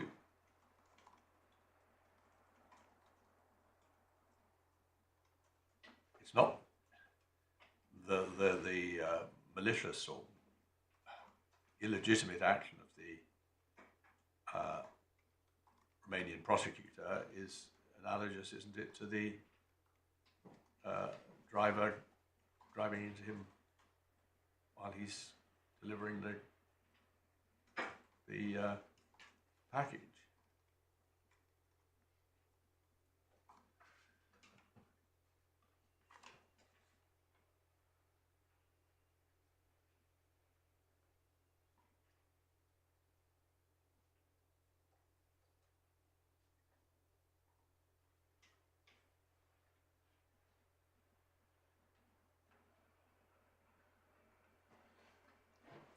I'm sorry to disagree, but it still doesn't seem to me that there's a sufficiently direct connection. If it was something to do with the manner of his driving, perhaps, but he's driving. Well, if it was, I just didn't hear that. Well, I was trying to, using your lordship's example. I just didn't hear what you said. Yes, I was thinking out loud that there might be a sufficiently direct connection if it was to do with the manner of his driving or something like that. Yes, I was thinking about the sort of example we see in the case law, where the employer instructs the employee to break the speed limit if that's necessary in order to get to your destination in time. Yes. Would you But on what would your submission be in that example? I think you would say that the very thing the employer has required to be done, in other words, performance of the employee's obligation, is the subject matter of what leads to a speeding conviction. And therefore, would you say that an indemnity clause, whether express or implied, requires the employer to pay the speeding fine? Yes. But you draw a contrast between that, which you say is the direct cause of the loss, and a situation where you're simply asked to drive. Yes. Which is the occasion. Exactly, my lord. I mean, But in this case, let's just assume these are the facts. I know they're disputed. If his managers at Credit Suisse had said, "Mind you, find out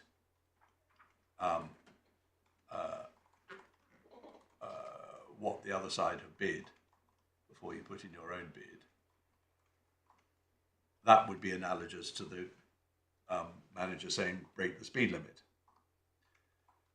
If Credit Suisse simply said, "Go and negotiate the best terms you can get, and see if we can the best price you can get for the purchase of NL, or whichever it wasn't NL, EMS,"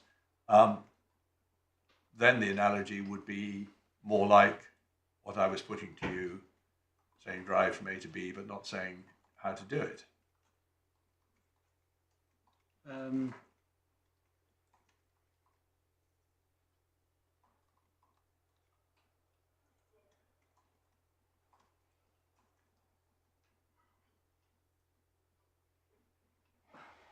Possibly, but we know without delving into the detail of the basis of the Romanian conviction that what had been happening was that the Romanian Security Services, the SRI. I don't mind you telling me this, but my point was really simply to see how it would work in similar sorts of facts, rather than caring whether those are the particular facts here. So I was just trying to see how it would work. My law was putting to you a case where you have been told by your employer to do the very thing which is, in this case, a criminal offence, breaking the speed limit. Yes. And all I was saying was that the analogy in this case would be then, that would apply to this case if his managers had told him to do the very thing which constituted a criminal offence. It would. The reason I'm reluctant to accept that is because I know that my learned friend is going to say, well, that is the situation here. And actually it's not the situation.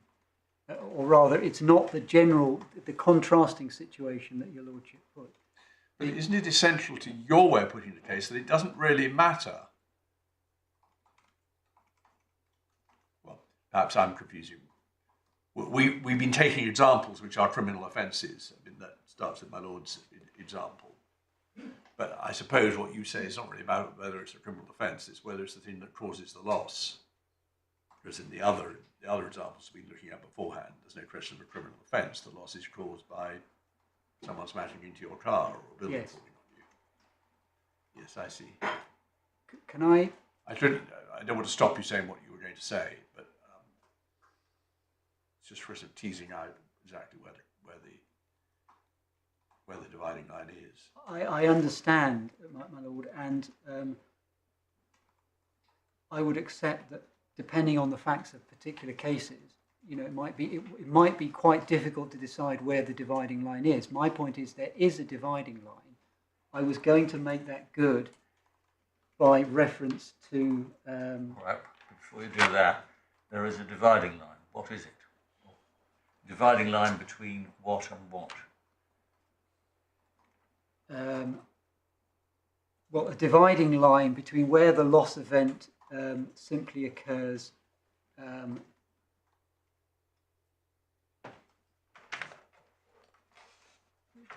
I'm going to get myself confused. I'm going to turn to the case so that I get the language right. I will then answer your lordship's point. Okay, I will let you do that in a moment, but I thought you were going to say, although you might well have attracted further questions, but how you put it so far is the dividing line is between loss directly caused by doing the thing you're employed to do, and loss when doing the thing that you're employed to do is merely the occasion for the happening of the loss. Yes, my lord. That is the dividing line. I'm Well, losing but my that, of thread. course, is a notorious... academics, Professor Stapleton, among others, have devoted their professional careers to unpicking these distinctions, which are very neat to express, but tend to become much more difficult when you apply them to particular cases, between what's the occasion and what's the direct cause.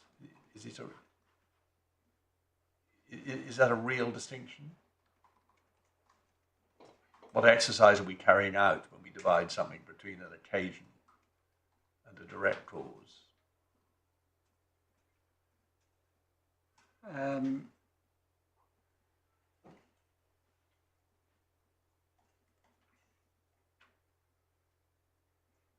Sorry, it's rather a big question. On the other hand, you've raised rather a big question. Yes, it is a big question. Well, I accept that it can be a difficult thing to apply. I was going to say the exercise one is carrying out is to look and see. One could look in the example that my lord gave a moment ago. One could look at what the instruction was and whether that really was a direct cause or a material cause of the loss, or whether it was just the occasion for the loss. It might depend on the circumstances of the case. That clearly is an exercise that the court can carry out, and that's why I was going to Yes, okay. We better let you take us to the case you were going to take. Well, I fear that it may not answer your lordship's concern, but it is.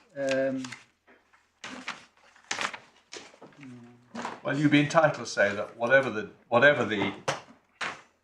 difficulties in the exercise, generations of judges have found it possible to distinguish between degrees of causation or different aspects of causation. Exactly. Slightly differently in different kinds of situations. Yes.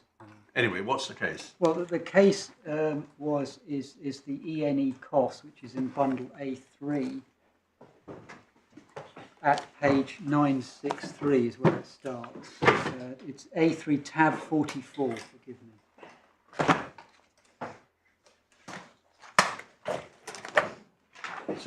So tab 44. Yes.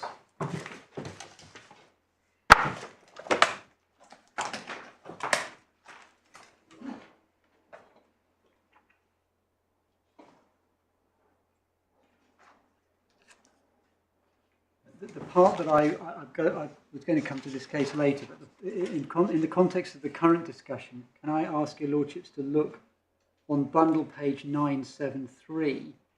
It's at letter G and H. It's in other words, it's the second part of paragraph 12, please, in the judgment of Lord Sumption.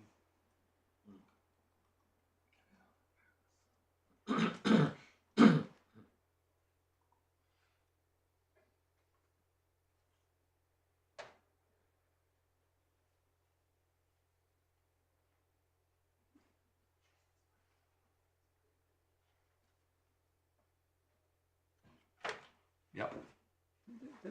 My point is simply this. Yes, in particular cases, it may be difficult to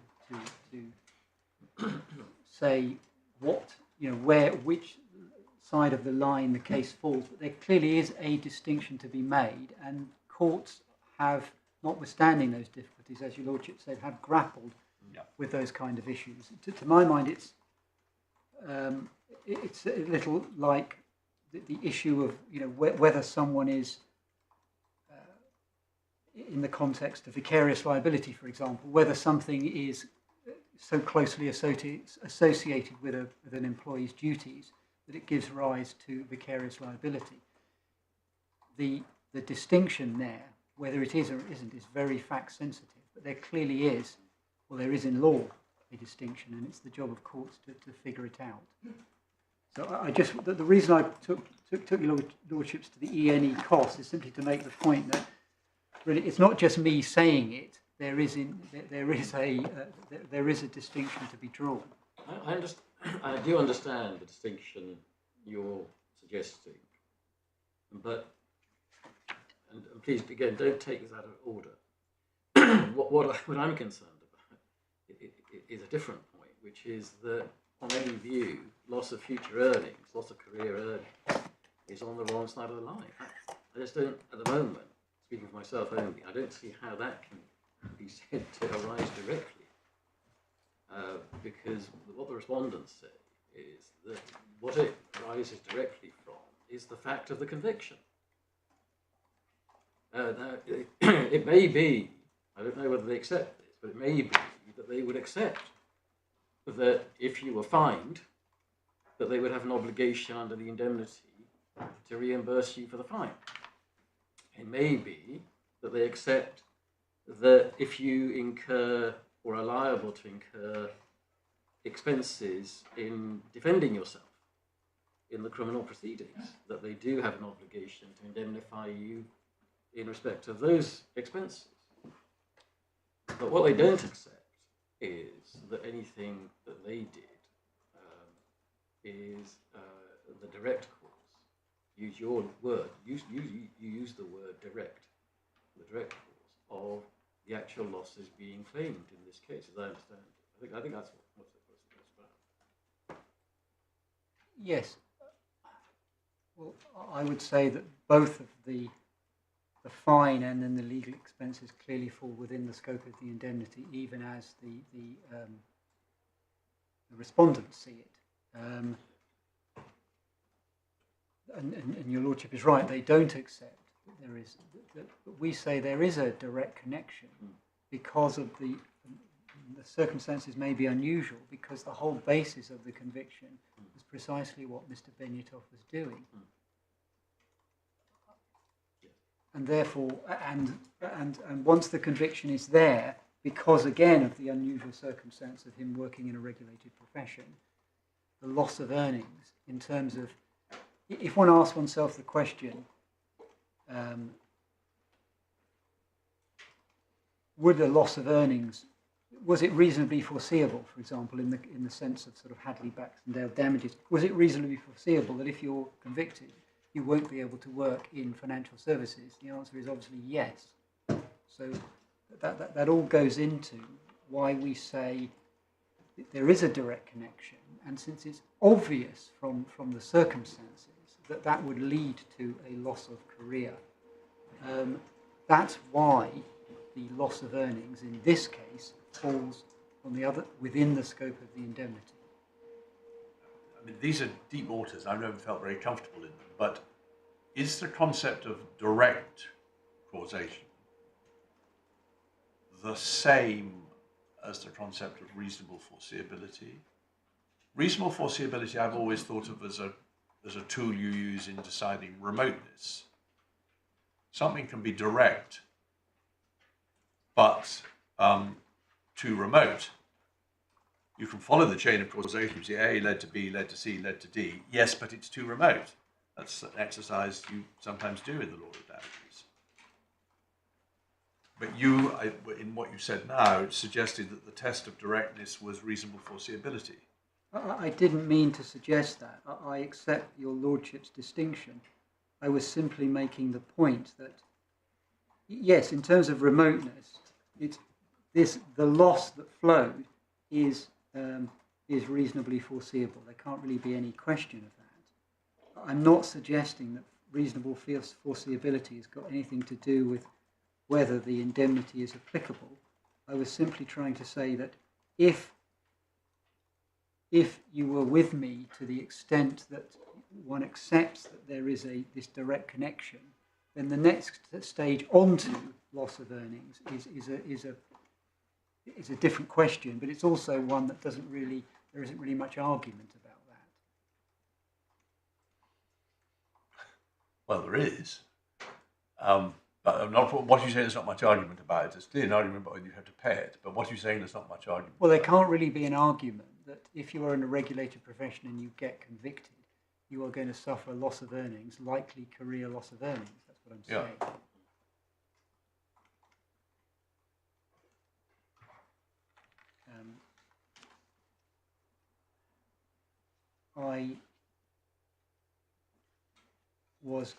I was still dealing with what I said were... It's the sort of loss you would expect. Yes.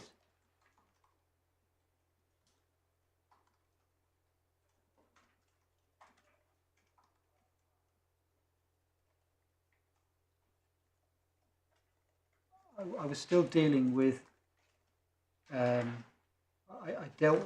Well, we discussed that issue. I was going to go on to two other points that I said were conditions on the application of the indemnity. I'll state them very briefly.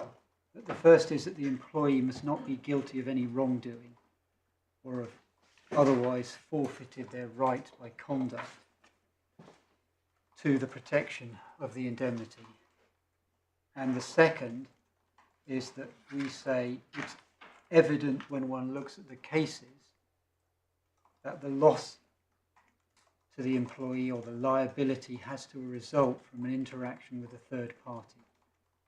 Sorry, I just didn't get that last one. That was the fifth one, was it? Yes. Say it again. That the loss to the employee or the liability has to arise as a result of an interaction with a third party.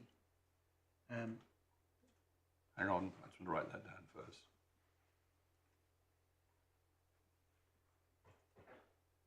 I understand your fourth one about must not have been liable for any, must not have been guilty of any misconduct. That's true and is a limitation. I'm being slow. What's the point you're making with your fifth one?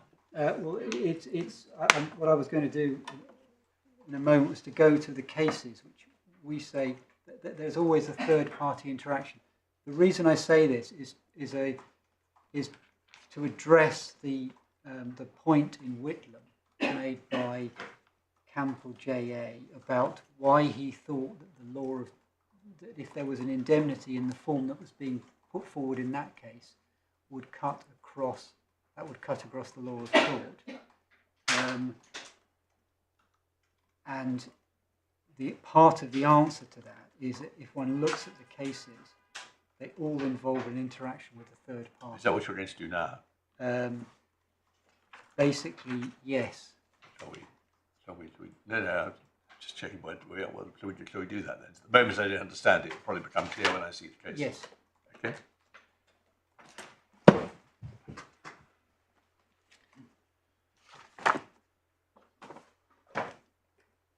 What I had intended to do was to work through, as I said earlier, some of the historical cases which underlay the statements of principle and look at their circumstances.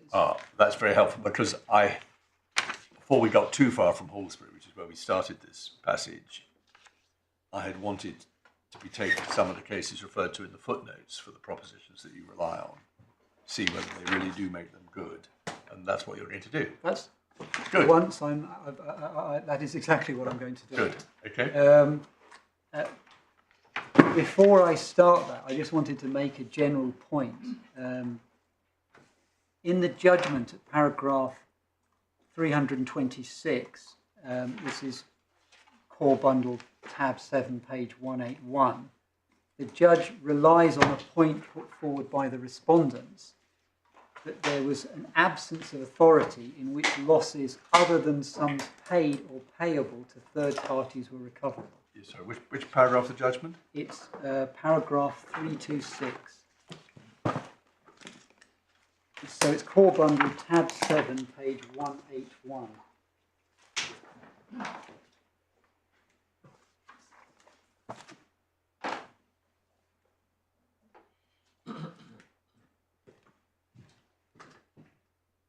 going to do Whitlam at the end of this, or are you going to start with it, show us what it said, and then, as it were, throw darts at it? I was going to do it at the end of this, but if it's more convenient, I can deal with it first. But the reason I was planning to do it in that way was because if one is throwing darts at it, it's helpful if one has looked at the earlier cases, some of which weren't. Yeah, if that's the way you want to do That's it. fine. Yeah. Okay, 326. What was the passage that you were about to comment It's on? the end of that. This is in effect the judge's conclusion, one of his paragraphs leading to his conclusions on the scope of the implied indemnity. It's the sentence. First, there is the absence of any authority which lost. Exactly, my lord. Yes. Okay, right, So okay, there are thank two you. factors here. One is he says there's no authority. Two is he says I'm taking the same approach as paragraph 94 of Whitlam. So what I plan to do is look at the previous authorities, then come back and look at paragraph 94 of Whitlam. And that one sees as in effect just reproducing the respondent's submission, which for your note appears at paragraph 319. We needn't turn to it. And my answer to that, and I wanted to give this answer before we turn to the cases, is that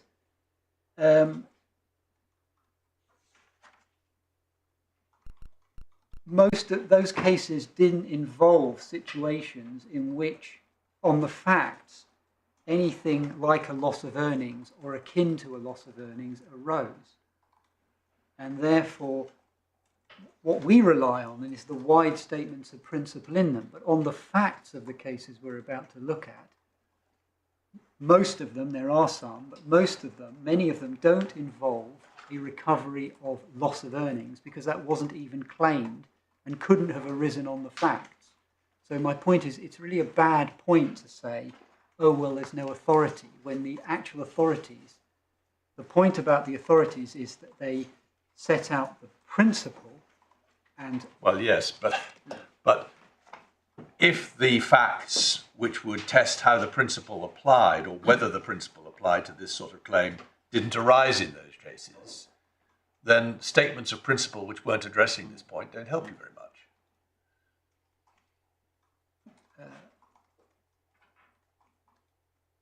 well,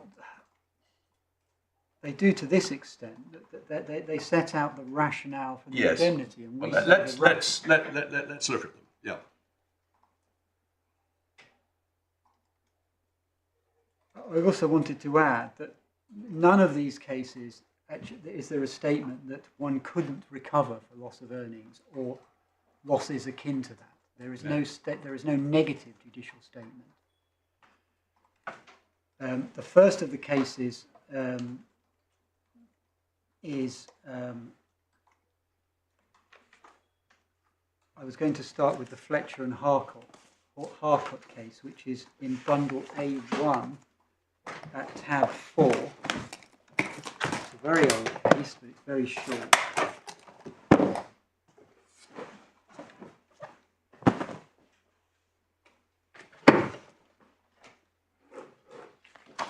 It's bundle A1, tab 4, and there's only one page. It's page 14.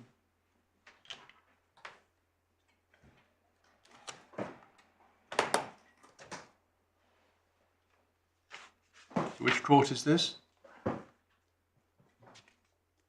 I have no clear idea, my lord. The judgment is given by Lord Hobart.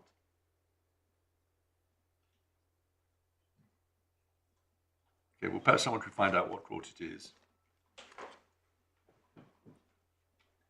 Not now. So do you want us to read the whole thing? It won't take long. Yes, please, because it won't take long.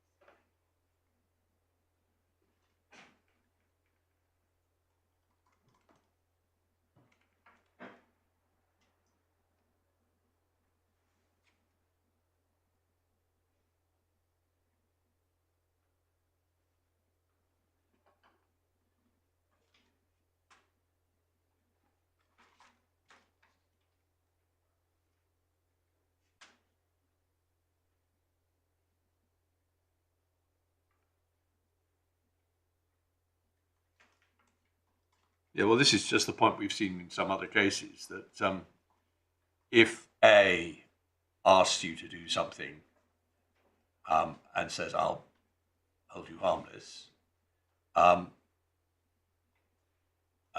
it turns out that it was unlawful,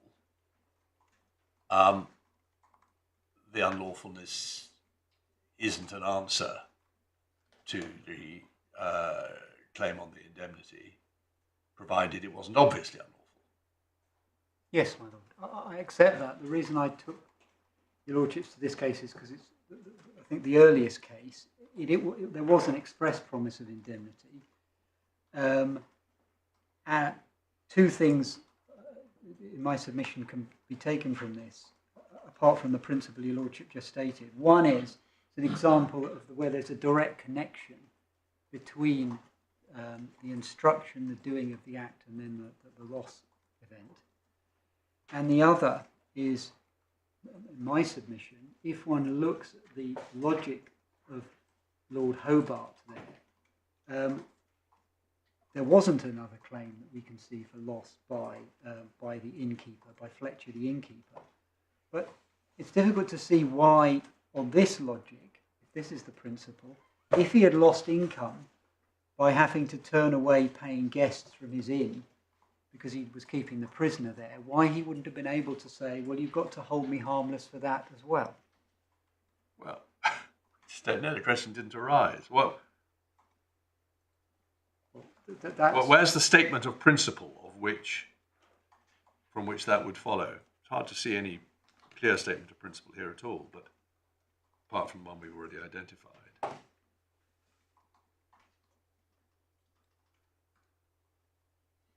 It's a wonderful old case, exactly 400 years ago. But if the agents of the Lord President and Council of the North tell you that we want to take up room 1 at your inn to keep this prisoner overnight, and then subsequently the prisoner sues you, the innkeeper, for false imprisonment, and you claim an indemnity against the agents of the state, it would be astonishing if they weren't obliged to meet the costs of your defending the action for false imprisonment. Astonishing. I mean, you've been requested, possibly even ordered to do something. It's found contrary to what you believed, that it was unlawful, and so you're entitled to have the costs met. But that's a very obvious direct case. You say your case is analogous to this. It's a lot more complicated, at least. Yeah.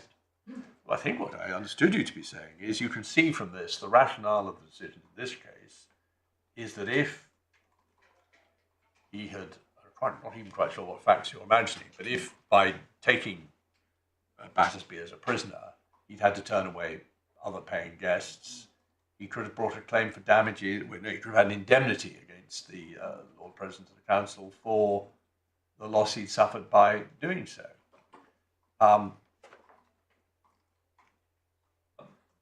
interesting case whether that would be so, but I don't see it follows from anything said here. Well, I was going to, the passage that I was going to rely on was the promise to keep him without damage, which is 5 lines from the bottom.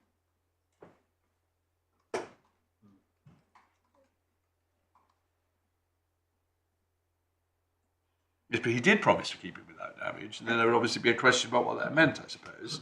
I think if I'd been the Lord President, I would have said, well, of course I didn't. I don't know what, man. It's not. This is not spent. It's not worth our while spending time on this case. Let's move on. We've discovered it was the Court of Common Pleas in answer to your lordship. Right. Thank you. The next case is one that your lordship had mentioned that we should look at, and that is Adamson and Jarvis. Yes. And that is the next tab over, so that's at tab 5.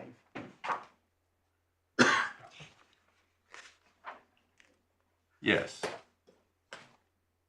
Shall I deal with this now, or is it? Oh, I see the time. No, I think probably better not. We'll tell you what, because it will be something nice to do over lunch, I will take this case with me and read it. Now I've put my lords in a difficult position, because nothing will be gained by that unless they do the same thing. That'll save us a few minutes, because like all these old cases, we'll just need to get to the bottom of it. Right, 2 o'clock.